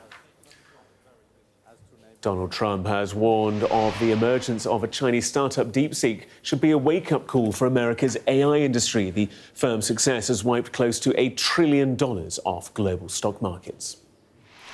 And former Premier League referee David Coote has revealed he turned to drugs and hid his sexuality because he feared the abuse he'd received for doing his job would get even worse. The Children's Commissioner is here with us, Dame Rachel D'Souza. Good morning. Just Morning. want you to listen to what the Minister said this morning. I don't think that people's records should be wiped clean. If Southport tells us anything, it's that we've got to look more closely at what's happening with young people who are obsessed with hatred, who are obsessed with, videos or images of violence online. We've got to take a great look at the prevent regime, which is what the Home Secretary set out last week, an end-to-end review of prevent thresholds. So we've got to be tougher on these things, not softer, in my view. OK, she says... she spoke to 20% of kids involved, and she says that they went out, they were curious, they were looking for fun, they felt animosity towards the police or wanted free goods. Many of them spoke strongly about their hatred of the police, describing previous bad experiences and community mistrust. And they feel that they've been left behind in society. That's why she thinks that they should be allowed to get on with their lives. Well, if people have broken the law, they need to face the full force of the law. Their kids? Yeah, indeed. OK, so she's wrong to say this? Well, I think that I've told you my view. OK, what should I say to her when she comes on later on? Well, ask her, how can we have a rule of law that is a deterrent if we just wipe people's criminal records? And you want to clarify that for us, don't you? Yeah, so, look, the killing of those 3 little girls was the most horrific thing. The riots that happened after were totally unacceptable. As Children's Commissioner, it's my job to talk to children wherever they are. I talk to children in prison, children who've killed, but also I wanted to talk to the children who rioted to find out why they did it, because there was a prevailing narrative that they did it because of right-wing hate crime. that they were hearing on social media and other places. And that's not what I found. Now, what I did find was young people who got extremely severe sentences, and they'd done wrong. Only one of them was not sorry. Everyone else felt they had to do their time. They were very sorry. They were in prison often for a first offence for 8 months. Now, I go to prison. I know how hard that is. They're in there with killers and with people with life sentences. When I asked them why they'd done it, there were a number of answers. I'll give you kind of a couple of children that really exemplify it. One boy was out with his mates. He was electrical engineering at FE College, planning a life. Had gone down. He'd heard it was kicking off. His friends had gone home. Didn't like the police, so he picked up a stone and threw them at the police. He got a massive sentence. It was rushed through really quickly. He had outstanding things for other things he'd done. He thinks he deserved his sentence. He's not sure what's going to happen with his life. He's very sorry for what he's done. That narrative of hearing something going on, wanting to go down, getting involved, the adults egging them on was a lot. There was one star pupil in the cadets, wanted to join the armed forces, was doing really well at school, was out on his bike with his friends, went down, saw it kicking off. The adults who they felt were really motivated by, hate, were egging them on to do it. He was impulsive. He threw a rock through a window. He said he thinks every day about who could have been behind that window. Nobody was. He's so ashamed of what he did. He's done a custodial sentence. He's been in prison for months. Out now. He's incredibly sorry for what he's done. And the big question that those children ask me is, we did wrong. We're really sorry. We served our time.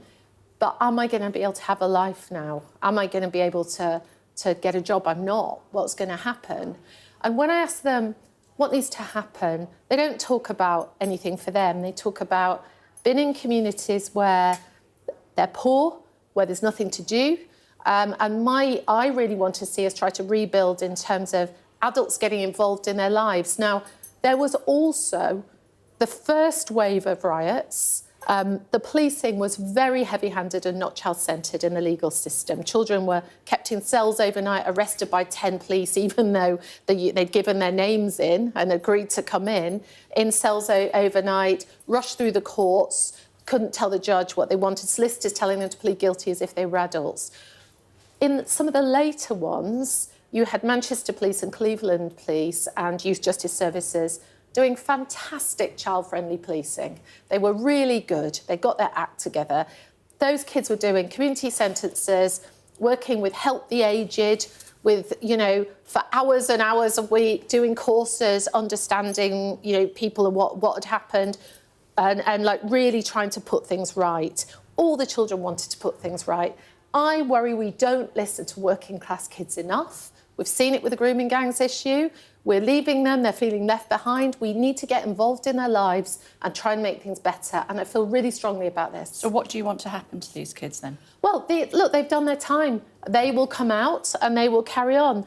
What it's made me think, and I don't have a policy position on this, but what it's made me think, because I've seen it in Europe, is where on a case-by-case basis, where it's a child who's not done anything before and they're not going to do anything again, and the judge and the Youth Justice Service really can think about this. Is there a way of just having it on an advanced DBS rather than... What does that mean? So basically, if you were going to work with children or in some security thing, then it would have to be shown. But if you're just trying to get a normal job, it not necessarily being there. I don't know if that's the right answer, but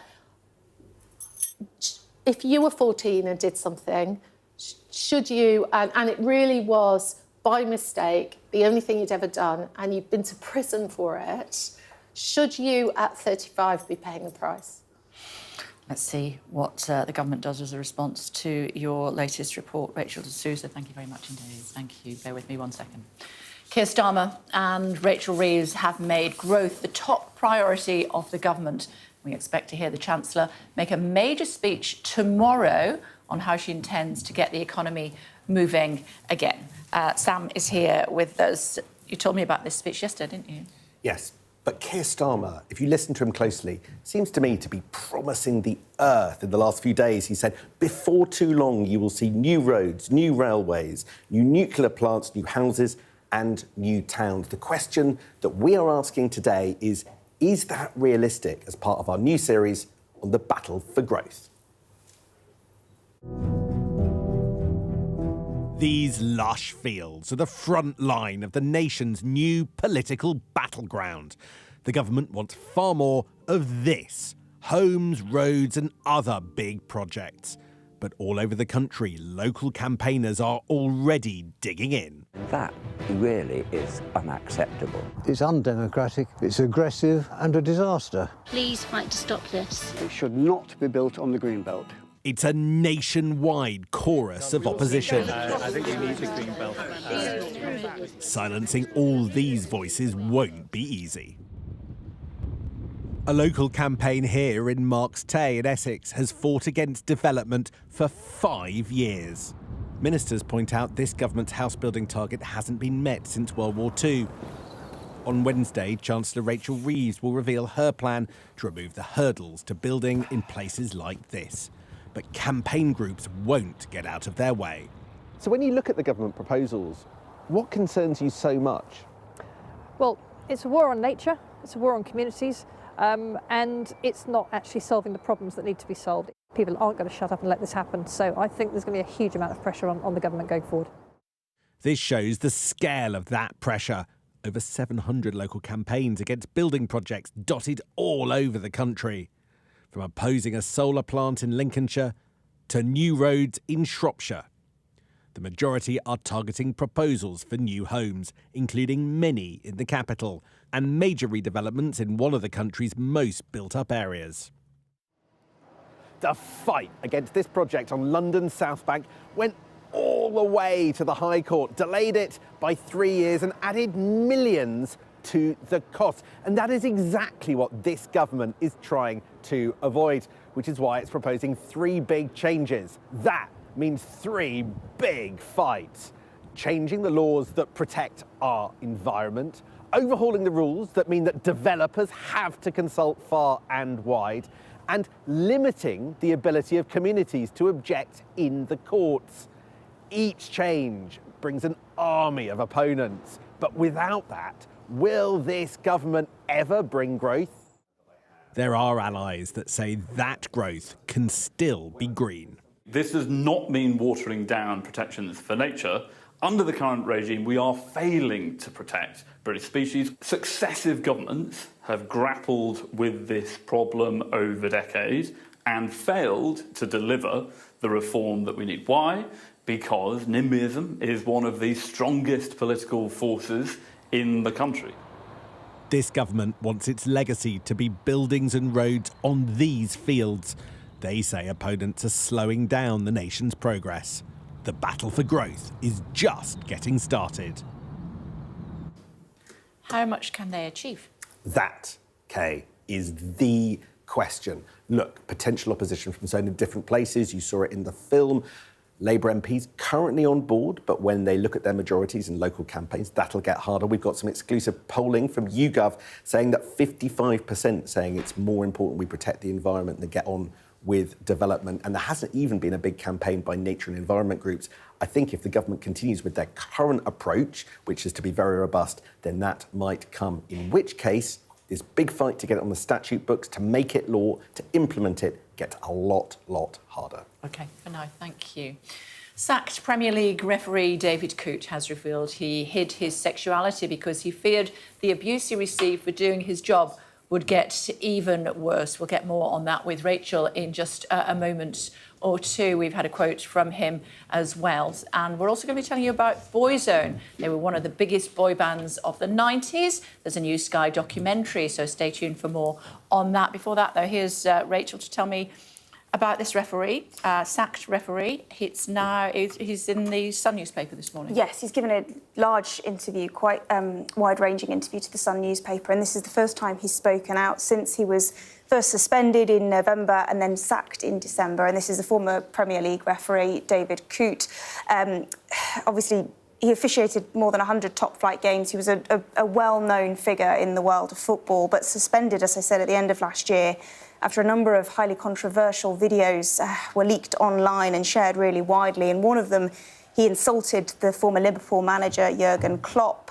In another, he was then seen to be snorting a white powder. And as we've said, he's now spoken out for the first time. And in this interview to The Sun, he came out as gay, and he talked about how he'd had a lifelong struggle, as he described it, to hide his sexuality in what he called the macho world of football. And he didn't use this as an excuse, as it were, but he said it did contribute or lead him down a path to very problematic behaviour that he says he's now very ashamed of. And he talked as well about the huge amount of threats and abuse that referees get. We know that is a huge problem for people in this job. He talked about his mum getting death threats. He talked about needing a direct line to the police at his own home in case there were any problems. And he said he didn't want his sexuality to be known because he didn't want that to be part of the abuse that he received from fans. And he also addressed his drug use, talking about that being something that he had huge shame over and saying it was something that he did as an escape route. We have had a statement from Coote given to Sky News. He said, "This has been one of the most difficult periods of my life," adding, "I take full responsibility for my actions, which fell way, way below what was expected of me." He said, "I'm truly sorry for any offence caused by my actions and for the negative spotlight it puts on the game that I love." And he said that his focus now is on his own mental health and well-being, and he's also thanked the people who've stuck by him so far. OK, for now, thanks very much indeed. Thank you. Now, Boyzone fans, listen up.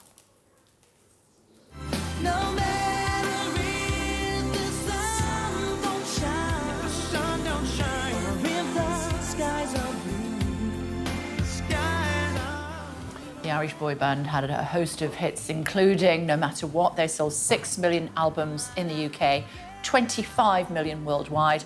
And the new documentary looks at their rise and, in particular, eventual downfall. Still to come on The Breakfast Show for you here on Sky News, how China's great leap forward in AI wiped $1 trillion off the world's biggest tech companies.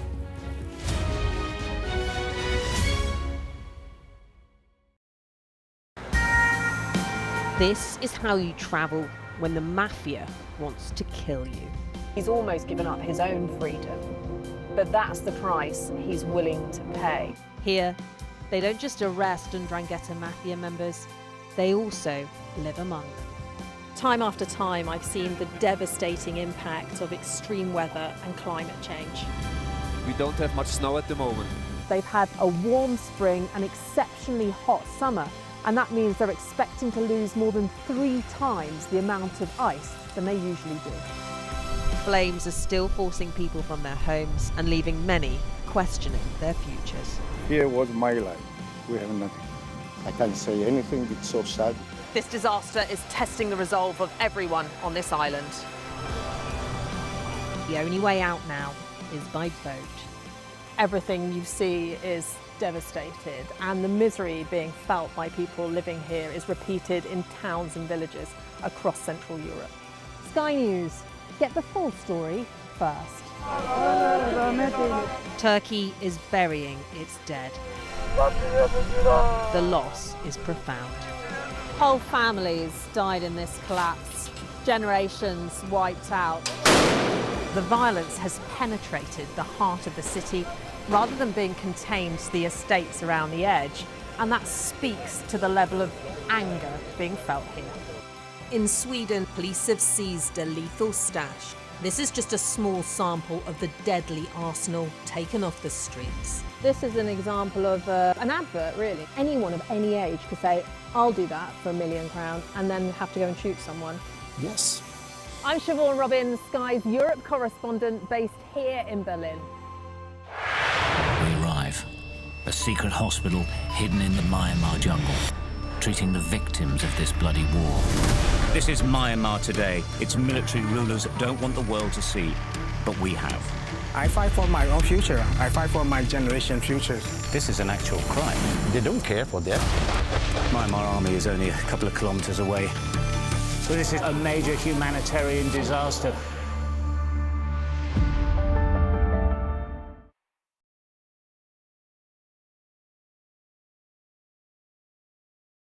Mandatory evacuation, you must. For many people, Harvey is far from over. People here believe the water will be this deep for weeks. I'm Greg Milam, and I'm Sky's chief North of England correspondent. Are you trying to run me over, Sir Philip? No, go away. Look like it, sir. Will you respond to those who made accusations, Sir Philip? Can you go away? Sky News, the full story first.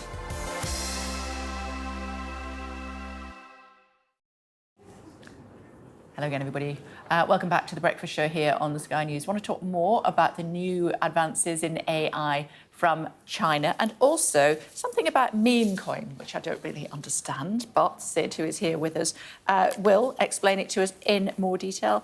Sid Venkataramaskrishnan. Perfect, thank you. Oh, yes, no, good, I'm good. I did practice it for you. How much of a game changer is Chinese AI chat box, DeepSeek? So DeepSeek really has sort of upended the market. We've seen, fundamentally DeepSeek has done what a lot of the US tech firms have done, but for a fraction of the cost, which has changed the game in many ways, because the argument for a long time was that basically having more resources was the only way to produce the most powerful AI system. We've seen the biggest losers have been NVIDIA, which creates the graphic processing units, which fundamentally power the current generation of AI systems, as well as kind of the people producing the infrastructure for energy and data centres. This has been quite a shock to Wall Street, hasn't it? It has. We've really seen a rout there. I mean, I've seen debates as to whether it's a bubble popping or whether it's a readjustment. I think what remains to be seen is how the US tech firms respond, whether they see this as a way to cut costs in the long term because they found that you can actually reduce the amount you have to spend to get a very effective product, or whether this actually causes people to sort of lose confidence in them. Does it mean that they potentially could lose their superiority from what you're saying? Or could it also be that actually, once this shock has settled, people would think, I'm not sure about using Chinese-based AI? I mean, certainly already there have been a lot of discussions and a lot of journalists who tried out asking questions about Tiananmen Square and other recent political history, and in most cases it either provides a I can't say anything on this response or a very sort of anodyne response that you would kind of expect at a very basic level. I think there is certainly that China-US tech war component. I know that Donald Trump was talking about this and sort of needing to be laser-focused, but he also said that China told him that the US is the best AI engineer, so perhaps he's less concerned than we are. They would say that, though, wouldn't they? What exactly is a meme coin? So a meme coin is a cryptocurrency based off a joke, fundamentally. The oldest one is Dogecoin, which has been supported by Elon Musk. The current crop of meme coins are about usually run by celebrities or politicians. So what is it? It's a speculative asset, basically, which has value based purely on people buying it. Why would you buy it? Because you believe that your favourite celebrity is going to make you very rich. It's fundamentally the promise of it, that somebody has made this new currency and that somehow by holding a token you will become very wealthy. Do they have an intrinsic value? Or? No, they are entirely based on basically on speculation and froth. And one of the other issues is that they are fundamentally controlled by a few, whoever creates them, which means that whoever actually creates them has control in a certain sense of the final value. OK. Who buys them? So fans? Fans, fundamentally. I mean, well, that's on one hand it's fans. On the other hand, it's probably people who are, I guess, sort of sharks, if you like, in the sense of, able to snipe a quick deal there and realise where the money's going. But also, since a lot of it's tied up with potentially insider trading and people who know what's going to happen with the price, there's a lot of murkiness as to who actually controls it. Who has them? So, President Trump has the Trump coin, and there was a Melania Trump coin as well, but you have celebrities like Jason Derulo, you have Iggy Azalea, you have a whole slew of celebrities who have come out with meme coins over the past year. And is anybody actually making any money out of them? Somebody probably is. I think it's not the retail investors. That's probably the answer. I think part of the question is, how do you sell it? And you can follow on-chain transactions with blockchain and crypto and so on. But I think largely speaking, it's a transfer of money from retail investors to people who've created these coins. Would you buy any? I would not. That's not financial advice. That's it. It's good to see you. Thank you very much. Indeed. Thanks for joining us. Quick look at the weather for you now here on Sky News Breakfast. Spanish named storm Erminia will bring further potentially disruptive wind and rain today, although it'll be less windy than of late. It's breezy, fairly mild and showery for most parts, but northern Britain is calmer and mainly dry inland.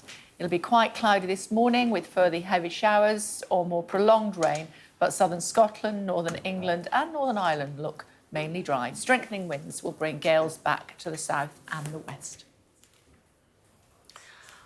I've never heard of a meme coin until we just did this interview. Have you heard of it? Apparently it's a thing. It is a thing. And they're worrying things, actually, aren't they? The way that some people lose huge amounts of money and the lack of the ability to really kind of investigate this by the authorities as well. Yeah, I mean, would you buy a coin with Donald Trump's face on it, for example? Look at your face is saying it all. No, is the answer. I mean, it depends what it would make me later on, but I think that's the point, isn't it? That sometimes people think either it's to support Donald Trump or because they think this is a way of making a huge amount of money, and some people have in this world, but as you're saying, it can be so dangerous, so unregulated, so much at stake. Yeah, it's not worth it. The ones kind of founded in Donald Trump and Melania or whatever that you can kind of attribute to an entity, you can kind of understand. But when people are talking about podcasts about this kind of random meme coin that's come out of nowhere that someone's created, it's the new big thing. Well, why? And no one can tell you that. It's the new big thing. It raises in price, it disappears in price, then people start investigating, well, why was that person talking about it? Oh, I see, yes. Inflating the price, perhaps. I see where you're Very going with interesting that. documentary on the BBC all about it. Oh, was there? On another channel that wasn't ours. Another channel. Very good. Speaking of cryptocurrency, just to bring it back to British politics, interesting debate going on at the moment about whether it's about £1.5 billion worth of Bitcoin was seized by this huge gang, this money laundering gang, by the British government, by the UK forces. It's now worth over $5 billion. And there's a big debate about whether Rachel Reeves to try and seize it and then pump it into yes, that 20 to 20 billion black hole. There you go. But there's a big debate about that and whether she can and what kind of holes and hoops she'd have to jump through. But it'd be interesting if the taxpayer gets Donald Trump would do, $5 billion because of that. Yeah. Pretty Good cool. to see you. OK. We are back in just a few moments' time with all today's top stories for you, including an exclusive, a world exclusive from Iran, an interview with the foreign minister. That to come in just a moment.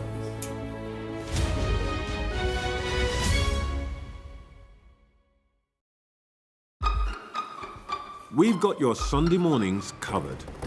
From the front page and the sounds of the streets to the voices of the people who make the major calls and big picture politics beyond Westminster. We'll put you at the heart of our story. I'm ready. Are you? Join me, Trevor Phillips, Sunday mornings on Sky News.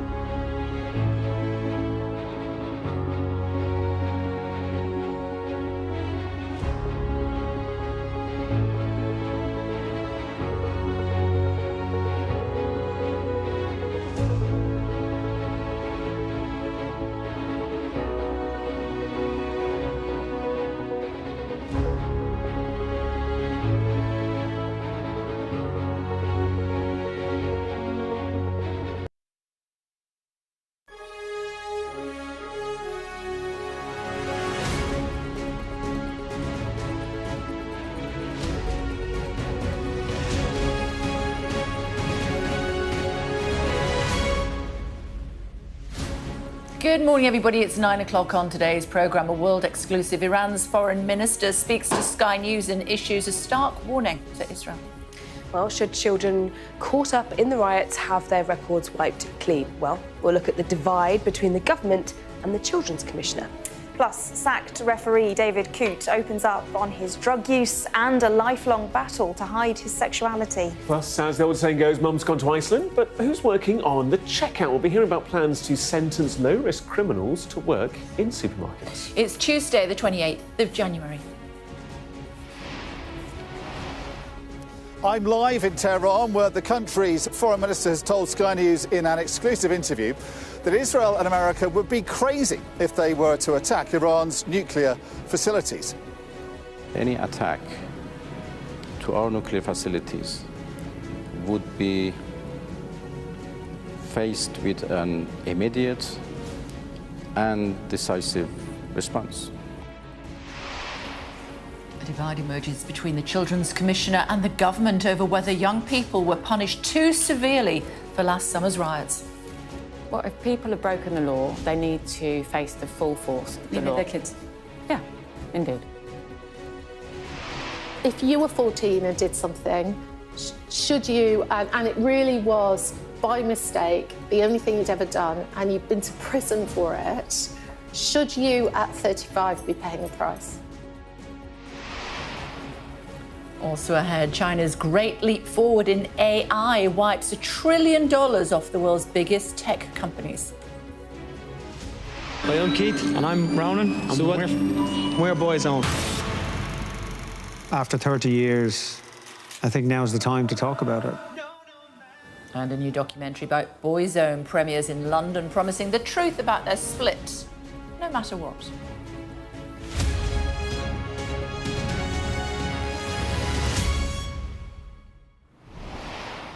Morning, everybody. In an exclusive interview, Iran's foreign minister has claimed that Israel would be crazy to attack its nuclear facilities and warned the region would be plunged into disaster. Our international affairs editor, Dominic Waghorn, carried out the world exclusive interview, joins us now from Tehran. Hello to you, Dominic. A very good morning to you. He talked pretty tough, didn't he? Yeah, good morning, Kay, from Tehran. And as you say, he had some stark warnings for the West, but also a glimmer of hope that Iran might re-engage with the West at some point in the future. Iran's government ministers do not give many interviews, particularly they often do outside the country, or if they give interviews, they do so outside of the country. But it's rare to get an interview, particularly with the country's foreign minister, inside Iran. And Abbas Araghchi invited Sky News here, clearly because he had things to say. He had that stark warning for Israel and America about the possibility, with all this talk of them attacking Iran's nuclear facilities with military force. He had comments about Donald Trump's controversial ideas about cleaning out Gaza. He had an alternative proposal that won't go down well in Israel. But also he did offer this scintilla of hope, I think, that Iran might respond at some point to Donald Trump's talk of a new deal with Iran if Iran hears the right kind of language, or more of that language, from the American president. It was his first interview since the return of Iran's arch nemesis, Donald Trump, to the White House. In his first few months as Iran's foreign minister, Abbas Araghchi has seen allies and friends assassinated or toppled, one after another. Talking to Sky News in the Iranian capital, he chose the moment to dismiss talk of Israel and America, now planning to attack Iran. We have made it clear that any attack to our nuclear facilities would be faced with an immediate and decisive response. But I don't think they will do that crazy thing. This is really crazy. And this would turn the whole region into a very bad disaster. The foreign minister was dismissive of Donald Trump's latest comments about the Middle East. His suggestion that Gaza is cleaned out of Palestinians, a proposal prompting outrage across the region. Abbas Araghchi mocked that idea by proposing one of his own. You know, Palestine cannot be deleted from this region, and Palestinians cannot be expelled. So my suggestion is something else. Instead of Palestinians, try to expel Israelis. Take them to Greenland. so they can kill two birds with one stone. Iran's relations with America are central to tensions in this region. Trump may have pulled out of the first international Iranian nuclear deal, but is now hinting at pursuing a new one. How will Iran respond? The situation is different and much more difficult than previous time. Lots of things should be done by the other side to buy our confidence. So you're not ruling it out, but you want to hear a lot more from Donald Trump and his government? Of course, we haven't heard anything but the nice word, and this is obviously not enough. Just to clarify, you are prepared to give Donald Trump a chance, at least to listen to what he has to say? Yeah, of course. And if he says the right things and approaches with respect, you will talk with Donald Trump? Then we will decide. If he says the right things, though, you will negotiate with America? Well, as I told you, we will decide. I'm not telling you that we would reject whatever he says. Spurned once, Iran is cautious about responding to American advances a second time. With their economy in deepening trouble, millions of Iranians are hoping for better relations with the West, a new deal, and the end of sanctions.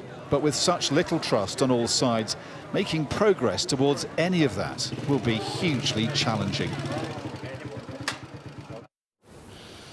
Dominic is still with us, as you can see. Quite conciliatory on one hand, as you were saying, a little stricter on the other, but they've had a bad year. They need to turn to the West. Yeah, they've had a hard year abroad, of course, because they've seen their allies, Hamas, Hezbollah, the leader of Syria, either decimated or assassinated or toppled from power.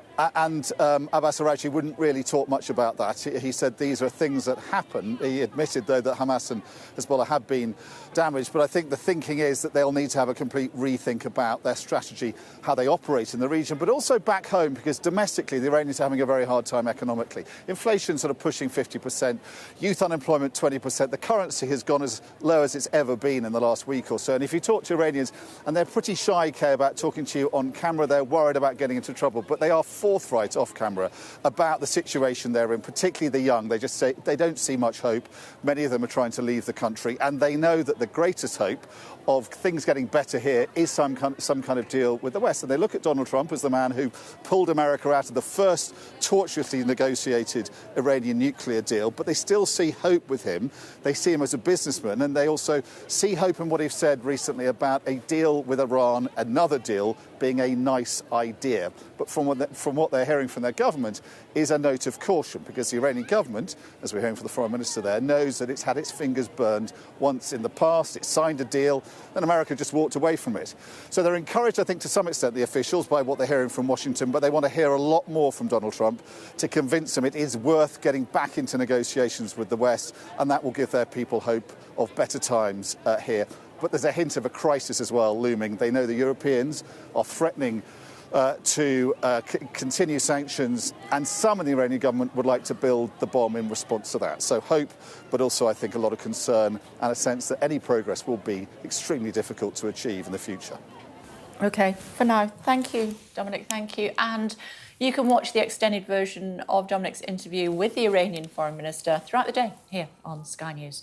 Meantime, Keir Starmer and Rachel Reeves have made growth the top priority of the government, and we expect to hear the Chancellor make a major speech tomorrow on how she intends to get the economy moving again. Sam is here with us. You've been focusing on this. That's right, growth, growth, growth. Keir Starmer said recently that he thinks that before long you'll see more roads, more railways, new wind farms, more nuclear plants, new towns, and new infrastructure generally. Before long, Kay, that was the promise. Now, the thing is, he has embarked, along with Rachel Reeves, on a huge programme of reform, but there's going to be big opposition. We're going to track it every step of the way, watching our battle for growth. These lush fields are the front line of the nation's new political battleground. The government wants far more of this: homes, roads and other big projects. But all over the country, local campaigners are already digging in. That really is unacceptable. It's undemocratic, it's aggressive and a disaster. Please fight to stop this. It should not be built on the Greenbelt. It's a nationwide chorus of opposition. I think we need the Greenbelt. Silencing all these voices won't be easy. A local campaign here in Marks Tay in Essex has fought against development for 5 years. Ministers point out this government's house building target hasn't been met since World War II. On Wednesday, Chancellor Rachel Reeves will reveal her plan to remove the hurdles to building in places like this. But campaign groups won't get out of their way. So when you look at the government proposals, what concerns you so much? Well, it's a war on nature, it's a war on communities, and it's not actually solving the problems that need to be solved. People aren't going to shut up and let this happen, so I think there's going to be a huge amount of pressure on the government going forward. This shows the scale of that pressure.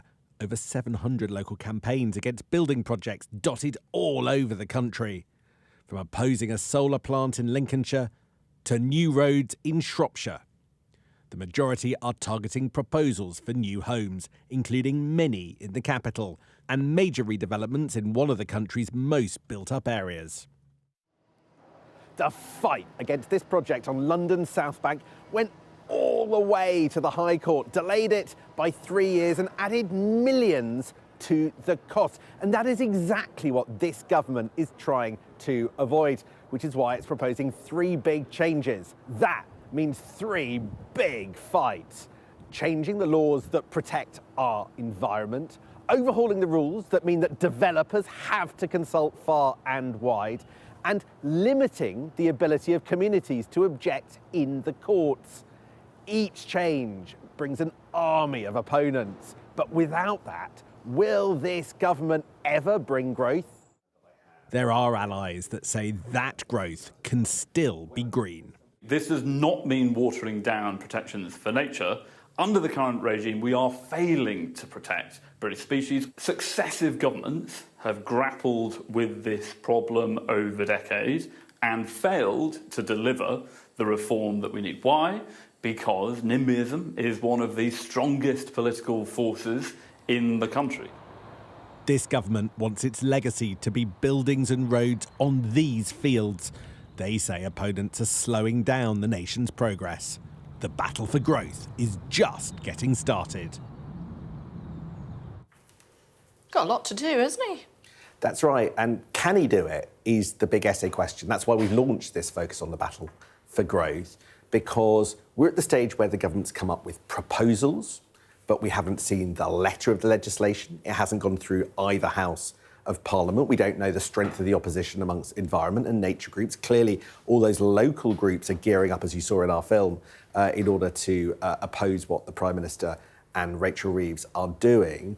We've got some exclusive polling on Sky News, and they found that if you actually say that you're going to put environmental concerns second, then the public are quite worried. 55% say it's more important to protect the environment, even if it makes it more difficult to build, as opposed to 19% who would move to lower environmental standards in order to get developments going. So it doesn't necessarily mean the public is on the government's side. So it's a big challenge. But listen, Keir Starmer has said it's his number one priority. So we are going to hold him at his word and focus to see whether he gets what he wants, whether his changes can deliver what I told you at the start: the roads, the wind farms, the nuclear plants, the railways, and all of the things that he says will come before long. Is Rachel from accounts in that second group or the first one? I think politically they stand or fall together. That's the message very clearly that we're getting today. What's in the podcast? Today with Anne McElvoy, who has replaced Jack Blanchard. We have been talking about Rachel Reeves' speech tomorrow. We've also been focusing on the Home Office internal report and some of the aftermath of Southport. And actually, Kay, I think arguably far bit from me to say, but the most interesting bit this morning for us is where the debate on assisted dying is going. Now, that is back in the Commons in the Bill Committee. In other words, they're going through line by line. And you've got Chris Whitty up before the committee today. But just talking to people involved about the direction of travel, that we seem to be moving towards a system that, and forgive me, it's breakfast time and all the language around this feels ugly and inappropriate. but a system for assisted dying which is free at the point of delivery, you wouldn't have to pay, but is not necessarily delivered by the NHS. Charities, third sector organisations, even private companies may be involved in actually operationalising it. Again, I'm sorry about the language.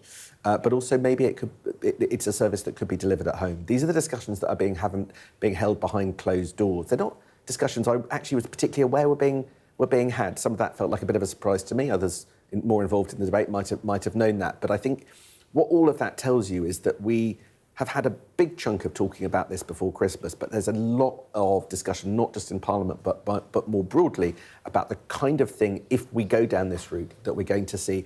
It isn't a given that it happens. I'm hearing there might be trouble in the Lords. We're just going to have to wait and see where this all goes. OK, for now. Thanks very much indeed. Have you changed the name now? No, we're keeping the name so people know where to find it. I just say the morning podcast from Politico and Sky, which gives you everything you need to know about British politics in the day ahead. OK, you said that before, haven't you? It's great to see you. Thank Consistency. you. Exactly. Now to what could be the biggest challenge to America's scientific leadership of the world since the Soviet Union put the first satellite into space.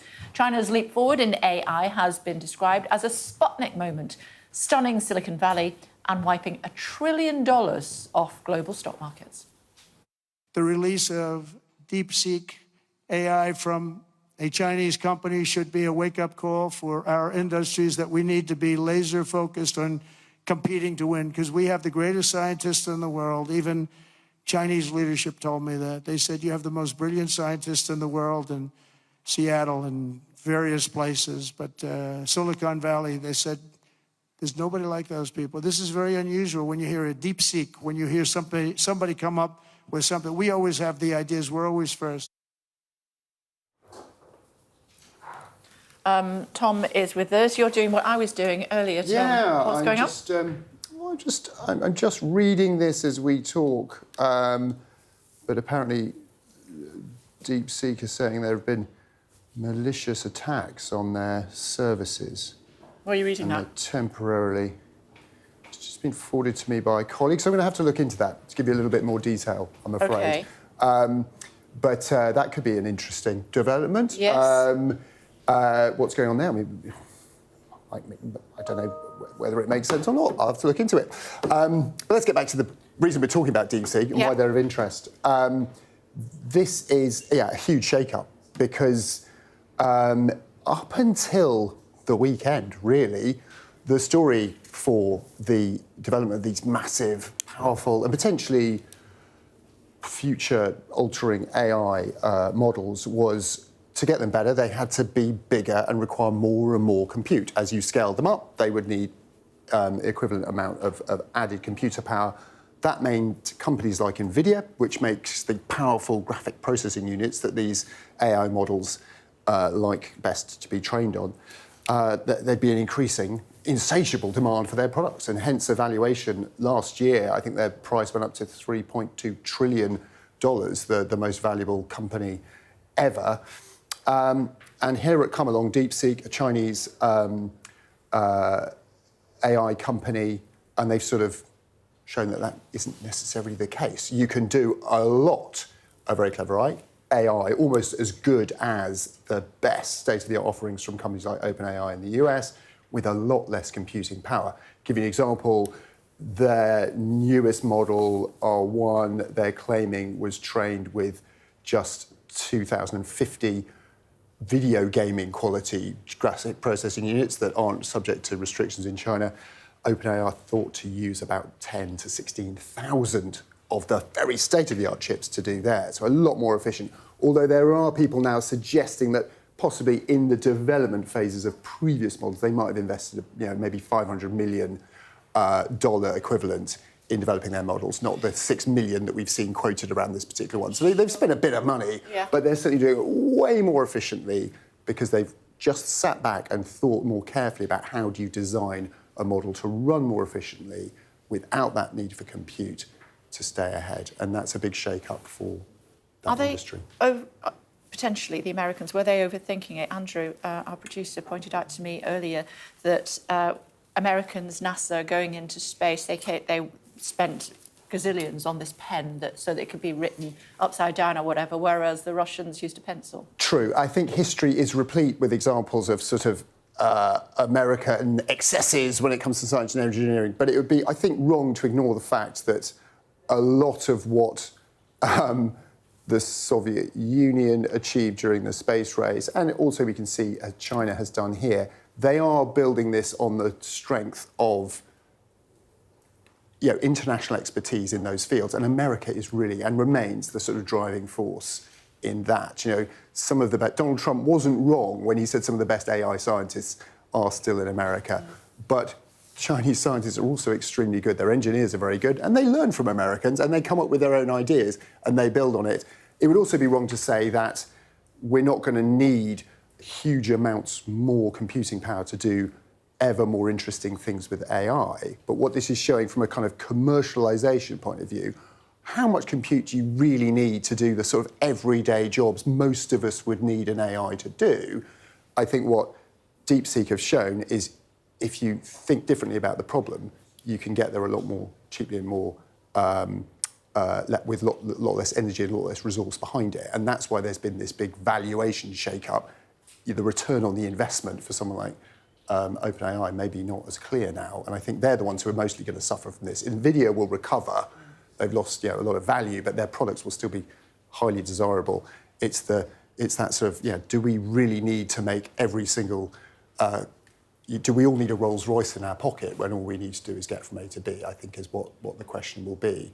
But I think it would be wrong to suggest that this is a kind of failure of American science. It's more about American business, how best to capitalise on the great ideas they have and do it more efficiently. Because I think what China's demonstrated is, starve them with the resource.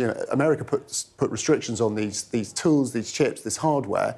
They had to sit down and get some very smart engineers to think around the problem, and they've just displayed what that can do. I'm sure American engineers would have been capable of doing the same if they'd been subject to the same restrictions. Just looking at the same breaking news that you have. The other mistake, I left my glasses on my desk, so the font simply wasn't large enough to make too much sense. They've actually put a note out saying, due to large-scale malicious attacks on DeepSeek services, we are temporarily limiting registration, continued services. Existing users can log in as usual. Thanks for your understanding. OK, so they could have been hacked. I mean, I imagine they would have been struggling today anyway, because as you saw, it's the #1 downloaded app.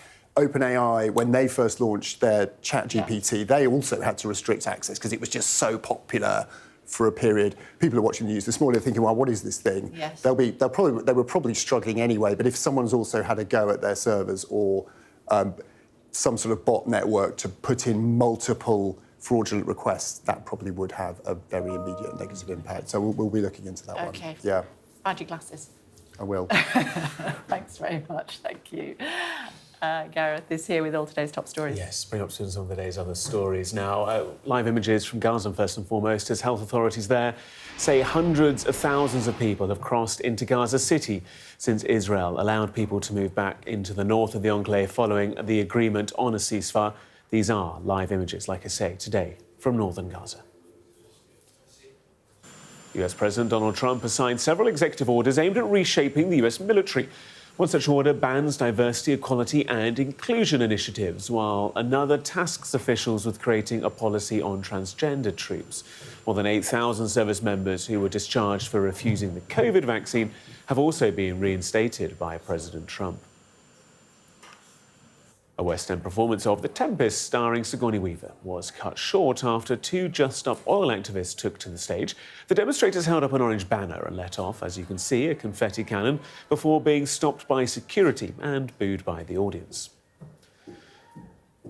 And the boss of Iceland has asked the government to consider a proposal to give criminals a job in his supermarkets rather than time behind bars if they're facing short sentences.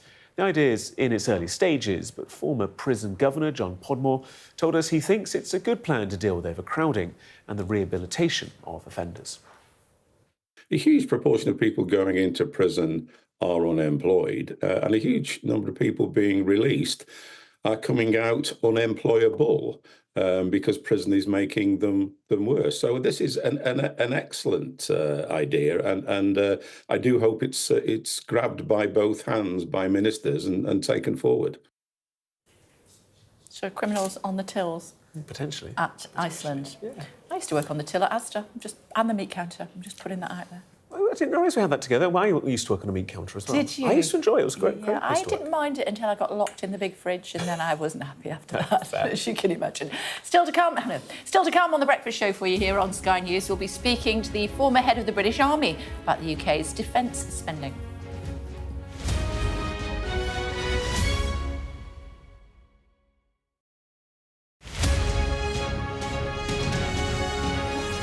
I'm Katie Spencer and I'm Sky News' arts and entertainment correspondent. Maverick here on the red carpet. I'm so excited, Tom Cruise. Katie Spencer, Sky News in London. Welcome to the world. Our new podcast, starting now. It's very exciting. Every week we'll be reporting from the world's trouble spots. We get to hold those in positions of power accountable, and we get to ask the questions that the audience, the listeners, want to know about. And that's why it is so important that people tune in, come along for the road, come along for the journey. It'll be fun.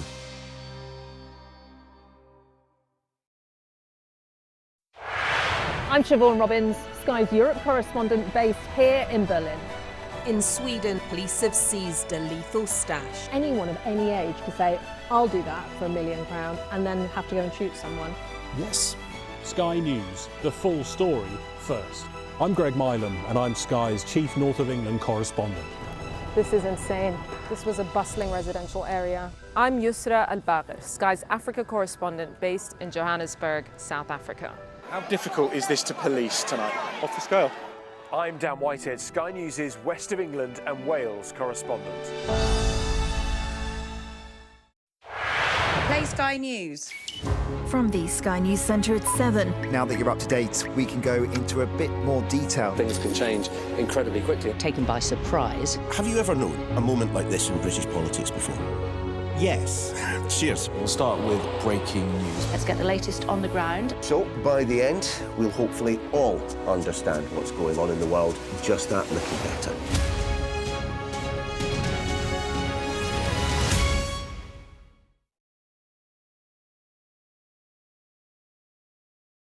Weeknights on Sky News. This is your chance. Tell people. Welcome to the Politics Hub. Our police force has apologised. If you want to find out about Grimsby, you come to the docks. I'm live in Jerusalem. Are you not concerned that that could lead to all-out war? Hello there, good evening. There are fears of an upsurge in violence. What's at stake here? You are watching the press preview, a first look at the front pages as they arrive. I saw police being forceful, pushing young men and women to the ground as they made almost 100 arrests. Will the cold affect your voters? Well, we have a lot of tremendous support. Free, wherever you get your news. The people here know that worse storms may well be on their way. I'm Martha Kellner and I'm Sky's US correspondent based here in Los Angeles. Hello again, everybody. Welcome back to The Breakfast Show here on Sky News. If you were watching in the last half an hour, you would have seen me talking about the Russian pencil versus the NASA pen. And I had an email from Titan, good morning to you, saying that that is not true. It is just an urban myth. So I had a look on ChatGPT, where else? And it agrees that it is a myth. It says, in conclusion, both space agencies transitioned to using the Fisher's space pen because it was safer and more practical than pencils. The myth likely persists because it humorously exaggerates bureaucratic inefficiency but doesn't reflect reality. That's a shame, isn't it? It's a good story. Never mind. Moving on. US President Donald Trump is pushing for NATO countries to increase their defence spending. But the UK government seems to be resisting his wishes. Lord Dannatt, former Chief of the General Staff, joins us now. Hello, my lord. It's always great to see you. Thanks for taking the time to join us on The Breakfast Show this morning. Is Donald Trump asking too much of Britain for us to increase our 5% to 5% of GDP, our defence spending? Well, it's a big ask, of course, but what he's doing is reflecting back to the level of spending that we had on defence during the Cold War years in the mid to late 1980s. We were spending pretty much 5% of GDP on defence. And that bought us a level of conventional and nuclear deterrence that prevented the Cold War from ever turning hot. So he's absolutely right when he looks around at the threats to our security right around the world, whether it's China and the United States over Taiwan, whether it's the Middle East, but particularly for us Europeans, it's what's going on in Ukraine. And I think for this government, our current government, to have talked about raising defence spending to 2.5% and now not putting a date on it until sometime in the beginning of the next decade, frankly, is ludicrous and is flying in the face of all the obvious evidence that I'm sure Lord Robertson and John Healey will have presented to the Prime Minister when they had a recent meeting about the Strategic Defence Review. So how much heat is on the Prime Minister from home as well as from across the Atlantic? Well, there's a lot of heat. I think if you just look in the media today, 5 former defence secretaries have formed up and said that we should be spending more. For what it's worth, I've got an article in today's Daily Mail saying exactly the same. The first leader in the Times this morning is saying exactly the same as well. So there's a lot of pressure. Now, okay, Rachel Reeves in the bunker in number 11 is faced with a lot of competing pressures for additional funding. And yes, of course, growth is what the government really wants. But frankly, we are standing to danger against a proven aggressor in Vladimir Putin. Military experts say we've probably got 2 or 3 years to increase our defence spending, sort out our defence capability, so that when the Russians have reconstituted themselves, when the war in Ukraine eventually cools down, we are in a position to deter any future aggression, whether it's in the Baltic, whether it's against other of our NATO allies elsewhere, those allies that have a common border with Russia. We've got to stand with them under Article 5 of the NATO agreement. Where's the biggest threat at the moment? Wow, the biggest threats. I mean, interestingly enough, many people would say that the Cold War, if you like, although it's probably not the right expression to use, the hybrid war has already begun. We're seeing that with cyber attacks. We're seeing that with spooky Russian ships dibbling around looking for our cables to cut or intercept our communications. So pressure from Russia is already there. As I said just now, the Russian military has taken a heck of a pounding, as the Ukrainians have, in Ukraine. It will take them some years after the Ukraine war eventually comes to some form of ceasefire for the Russians to rebuild their strength. But frankly, I was in Vilnius earlier last year, and I met a lot of very worried Lithuanians, Latvians, Estonians, Finns, Poles, and Swedes who are very concerned, quite rightly, about their physical security. And by extension, we should be as well. What's going to happen with Ukraine, in your opinion? Okay, that's a really good question. I think, sadly, whichever way you look at it, there aren't any good options at the present moment. I think what we absolutely have to do, and I include the United States in this particularly, is tighten the sanctions on Russia, increase and certainly maintain the spending on supplying Ukraine with arms, weapon, know-how, and training in order to put the Ukrainian military in the strongest position on the battlefield. And they're struggling at the present moment, so we need to help them strengthen their position.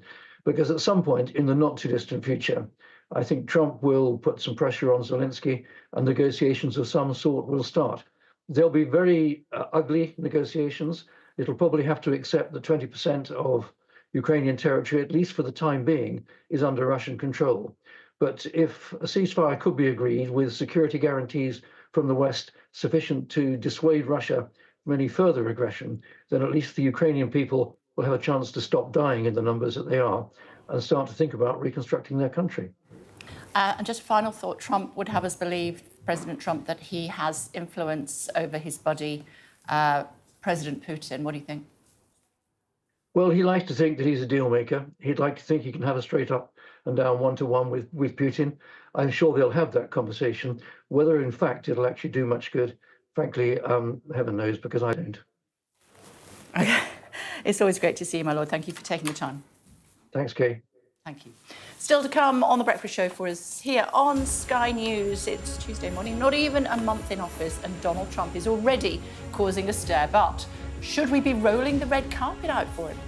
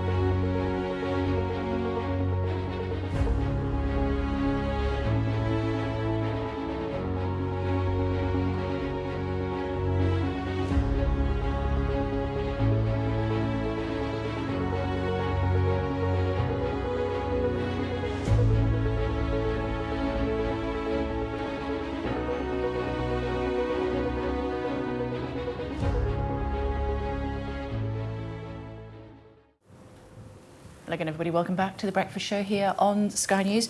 Just want to tell you about a little bit of breaking news from the Reuters news agency. They are telling us that the UK population is projected to rise by almost 5 million, that's 7.3%, from 2022 to 2030. See that according to the Reuters news agency. All that infrastructure that we're hearing about from the Prime Minister, we're going to need it, aren't we? Because apparently the population is projected to rise by 7.3% within the next 10 years, 2022 to 2032. Almost 5 million extra people here in the UK during that time. I'm sure the Prime Minister will have something to say about that, along with the Chancellor as well, when they make their speeches. Tomorrow we'll cover it for you here on Sky News, of course. Meantime, he's not even been a month in office, Donald Trump. He's returned to the White House, but the impact of his election victory is being felt right around the world. Since his return, the US has pulled out of the Paris Climate Agreement, and America's neighbours have been strong-armed into accepting his anti-immigration policies. Now, in recent days, he's also suggested Palestinians could be removed from Gaza entirely. Let's talk about that, should we, in more detail. Should we be rolling out the red carpet for him as a result of some of the comments he has been making? Ben Jamal, director of the Palestinian Solidarity Campaign, is with us, and Charlie Rowley, former special advisor to Michael Gove. It's good to see you both. Thank you very much indeed. Ben, I'm sure you're not very happy. Well, no, I mean, listen, it's been, a couple of days since he made those remarks. We know that Donald Trump has a history of saying things that pop into his mind without having given them much thought. So is he actually mapping out something that he proposes to pursue? But what's deeply concerning is the President of the United States. He is articulating something that's been circulating in Israeli government circles since at least November 23. The Ministry of Intelligence published plans for the forced expulsion of Palestinians from Gaza. Let's be absolutely clear what he's suggesting. He is suggesting what would be one of the greatest crimes of the 21st century, the forced ethnic cleansing of potentially up to 2.3 million people. So we should take it, whatever thought he's given to these remarks, extremely seriously. They are grotesque remarks and a grotesque suggestion. And illegal as well, sure. It should be said. Charlie, do we want someone with those views to come to have the red carpet rolled out for them? Well, I think, as Ben said, nobody really quite knows, I think, at any given moment what Donald Trump's thinking. Whether he actually takes the view in the way in which Ben's articulated, I suspect probably not. But I think, we have to. He's the President of the United States. The US is our greatest ally. When you're talking about the biggest economy in the world, the UK has to do trade with it, given our own economic sort of situation. And I think, look, no one can really justify or speak for the president, but when he's dealing with situations such as, I think, wildfires in LA, where you're talking about maybe clearing out debris there, that is one use of language. Using it in a situation that is obviously much more sensitive, and people need to be much more alive to language that's used in a particular region. I think he was obviously a bit of a faux pas, but I don't think the comments should be taken in the most extreme way, just as I wouldn't take the comments of the Iranian foreign minister, who had a brilliant interview with Dominic, who said the Israelis could up sticks and move to Greenland. Now, I don't take offence to that. I think that's just a sort of a tit-for-tat, another sort of, politician answering back to Donald Trump's bushy sort of, businessman-minded sort of, approach. So I think as a UK, we've got to still engage with Donald Trump. Okay. Well, I'm trying to think if I've ever heard a grosser sort of understatement describing a proposal for, as I say, what would be, as you say, an act of grotesque illegality, a crime on an immense scale. The forced expulsion of 2.3 million people as a faux pas is something of a grotesque understatement. But I think that the fundamental issue... Well, I'm saying I don't think anybody should take that as seriously. Of course, what he said would amount to everything that you've just said. Charlie, I'm not justifying the comments, but I don't think anybody thinks that Donald Trump is a skilled diplomat and therefore means what you're interpreting it as to be. But as I said, he is articulating sentiments that are being expressed at the highest levels within the Israeli government. The question surely here is, what's the response of the British government to this? And what is the role we want to play on the world stage? Now, we've had no condemnation from David Lammy or Keir Starmer for those comments. They've both commented in the last couple of days that they've had Keir Starmer says he's had conversations in the last couple of days with Donald Trump, including on the Middle East. David Lammy says he's had conversations with Marco Rubio. We've had absolutely no indication that they said these are appalling things that you're suggesting. We are committed to the upholding of international law. We care about principles of rights and justice. What is our relationship with the US going to be? Are we simply going to be a poodle? They're the most powerful nation in the world. If Donald Trump says he's going to forcibly supports the forcible expulsion of a whole people, we simply say nothing. He's meanwhile making comments that he's going to forcibly seize the Panama Canal, take over Greenland. We can regard those as amusing, or we can say, actually, are we committed to principles of respect for international law? That's the fundamental challenge for our government, surely. Well, I don't disagree, but I think you've got to take it as you see it. And nobody, as I say, thinks Donald Trump, I think, is the most skilled diplomat. He's a businessman. He'll shoot from the hip. He's the President of the United States. He is, but as you know, as a former businessman, you'll have 1,000 terrible ideas and maybe one or two genius ones. This is one of his not so good ideas, to put it politely. But you're right. The British government has got a view. If it wants to express its view, it should absolutely do that. So questions for Keir Starmer and David Lammy there. But the UK government has got to represent the United Kingdom and all of its people. And I think the number one issue that people will still be waking up today is about the pound in their pocket, the growth in the economy, and that's why you've still got to do business with America, the world's largest economy, and that's why you've still got to welcome Donald Trump to the UK. Well, maybe, Charlie, I have a better view of the British people than you might do. I think you're absolutely right. People do care about the cost of living. They do care about those immediate issues, but I believe that the majority of people in the UK also care about the role we play on the international stage and principles of rights and justice. I don't think most British people would be happy for the UK government to be silent and compliant and complicit whilst the most powerful nation on earth and its leader articulates a plan for a crime on a monstrous scale, the mass forced expulsion of up to 2 million people from their homeland. And that's why I've said that the language is obviously, not right, but I don't think it should be taken seriously, just as I wouldn't just... It's not right. Whatever way you want to put it, it's simply not right. But also, I don't think it's also right for the Iranian foreign minister to say that, Israelis should up sticks and move to Greenland. I don't think people take it seriously. I don't think you should take what Donald Trump says seriously on this matter. And I think, that's why we still need to welcome him. Ben, I wonder, because he then went on to clarify what he was saying, from what I have read, suggesting potentially people moved in order for the country to be rebuilt, Gaza to be rebuilt, and then potentially move back again. Did you take it that way? Well, I think what he said was maybe temporarily, maybe on a permanent basis. And look, let's look at what Donald Trump should be concentrating on as the President of the United States. And he should be concentrating on the implementation of international law.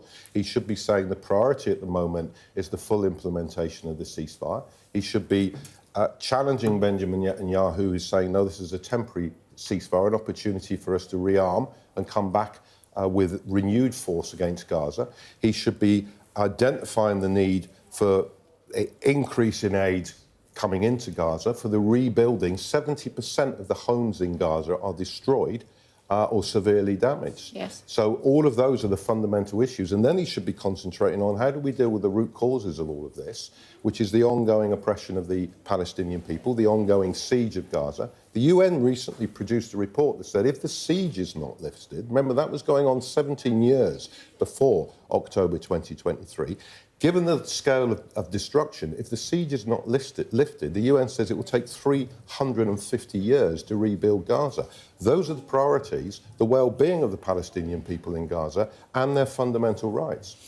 He's suggesting that his first overseas trip as president the second time around could well be to the United Kingdom. Thoughts on that? Yeah, I mean, that would just show that the relationship between the UK and the US is as strong as it's always been. And I think, look, when the UK economy needs a bit of injection of Trumpism, as the Chancellor Rachel Rees, never thought I'd be agreeing with Chancellor Rachel Rees. I think she's right. We do need optimism in the UK. And if Trump can bring that to UK businesses, then all the better. OK, fascinating discussion, gentlemen. Thank you for taking the time to join us on the programme this morning. Much appreciated. Thank you. Still to come on The Breakfast Show for you here on Sky News.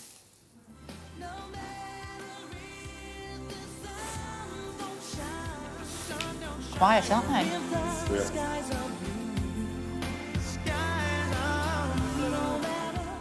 There we go. One for Boyzone fans. We take a look at their new tell-all documentary. That's to come.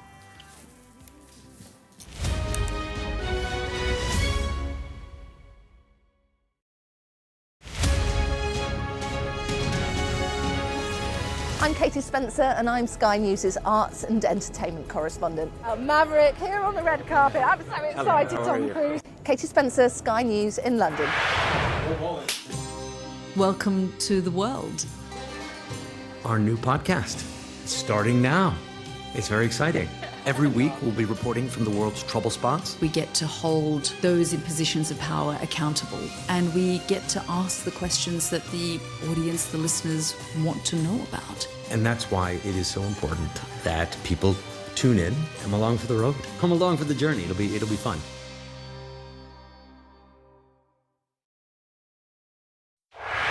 I'm Siobhan Robbins, Sky's Europe correspondent based here in Berlin.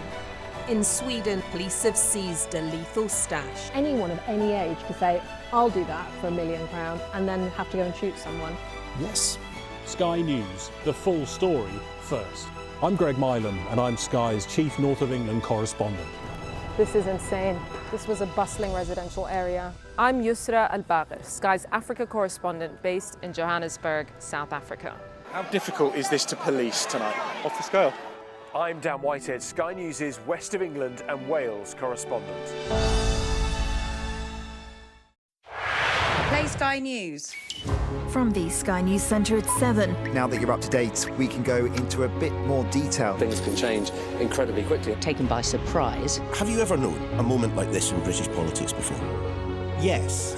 Cheers. We'll start with breaking news. Let's get the latest on the ground. So, by the end, we'll hopefully all understand what's going on in the world just that little better.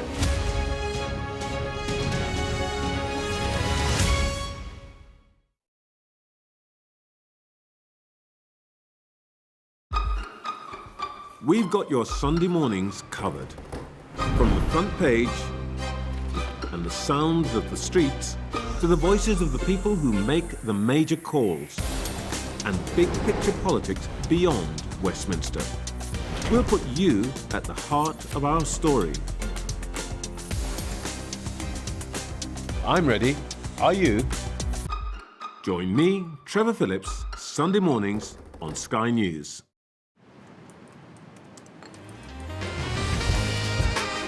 You want to talk business? Meet me in the On-Board Lounge.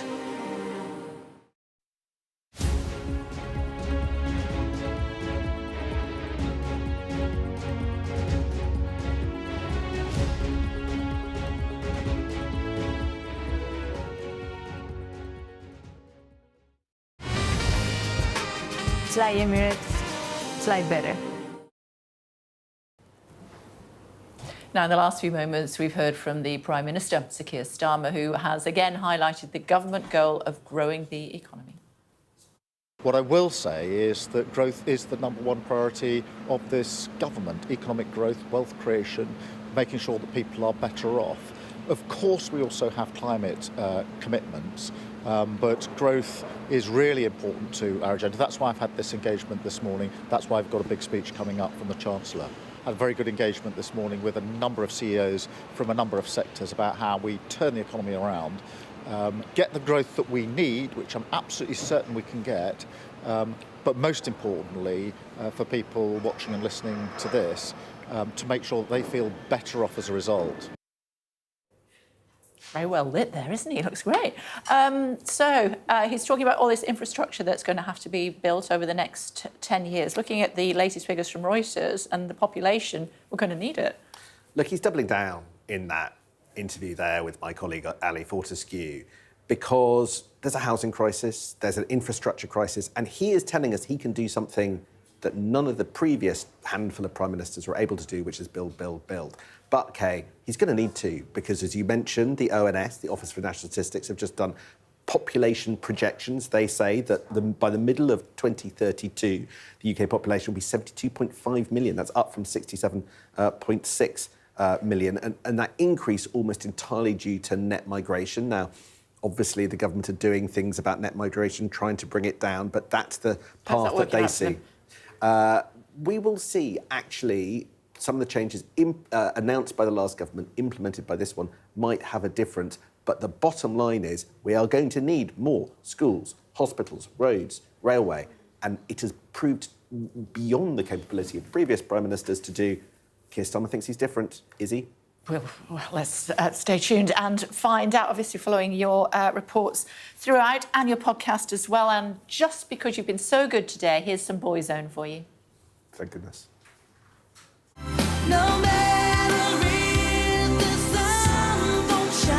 They were a boy band phenomenon, selling more than 25 million records worldwide.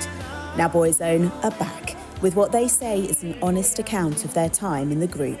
People think that it's all glitz and glam and five-star hotels, and that is there, but when you're not feeling very confident or you're not getting on well with the people that you're travelling with, all of that kind of blurs. We were a bunch of kids put together. Among the subjects covered in a new 3-part documentary, their relationship with the tabloid press and the impact of numerous stories probing into their private lives. It's like you realise what we went through as kids and how unprotected we were, and what a dangerous space it was. Despite the intrusions, hard feelings seem few. People like to hear bad stuff about you. That's what gets them going. It makes their own life feel better. Sometimes we were subjected to that a little bit more than others. But that said, you know, as Louis Ross says, you made the front paper. Of course, one band member missing from both the red carpet and the talking heads in the documentary was Stephen Gately, who died in 2009 from an undiagnosed heart condition. I had to call the guys and give them the news. This shirt is for Steele. He loved a bit of print. He loved a bit of sequence. I found the perfect shirt tonight. I think now's the time to talk about it. So, a reunion of sorts and a welcome reward for the fans who've stuck by the group, no matter what. Bethany's here, and we've made Sam stay as well. Tell me about this documentary. Absolutely. This is a 3-part documentary all about Boyzone. The success, of course, a massive success there. We've seen them succeed around the world, but their rags to riches story, really going from 5 lads in working class Dublin to really only second to Take That. And of course, that's who they were put together to rival the Irish Take That. But yeah, we also look at the darker side of fame, like we heard there from Ronan. It wasn't all sunshine and rainbows when they were touring together. Yes, they made a lot of money. Yes, they actually seem like genuinely very good friends for a lot of the time. But of course, there's going to be disruptions there and pressures on them. And of course, tragedy, as we know, losing one member of the band. Yeah. My claim to fame is doing Dancing on Ice with Stephen. Ah, yes. In 2007. Stephen Gately, he was lovely, and some of the band came to watch him rehearse, and I think actually one of them, there he is. Oh, he was such a lovely man. Unanimously popular. I've heard nobody say a bad word Couldn't about skate him. for toffee, but he was such a great guy. What was your favourite Boyzone song?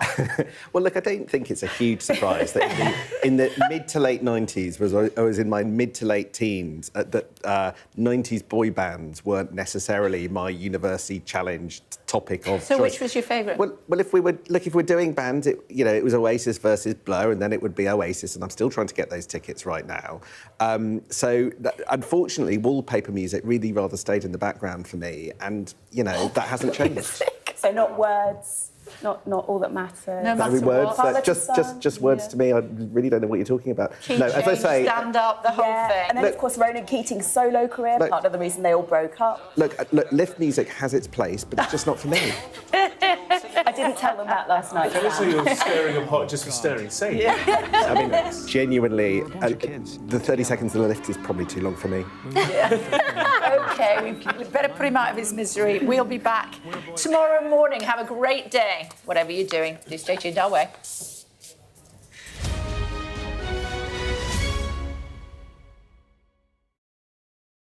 Weeknights on Sky News. This is your chance. Tell people. Welcome to the Politics Hub. Our police force has apologised. If you want to find out about Grimsby, you come to the docks. I'm live in Jerusalem. Are you not concerned that that could lead to all-out war? Hello there, good evening. There are fears of an upset.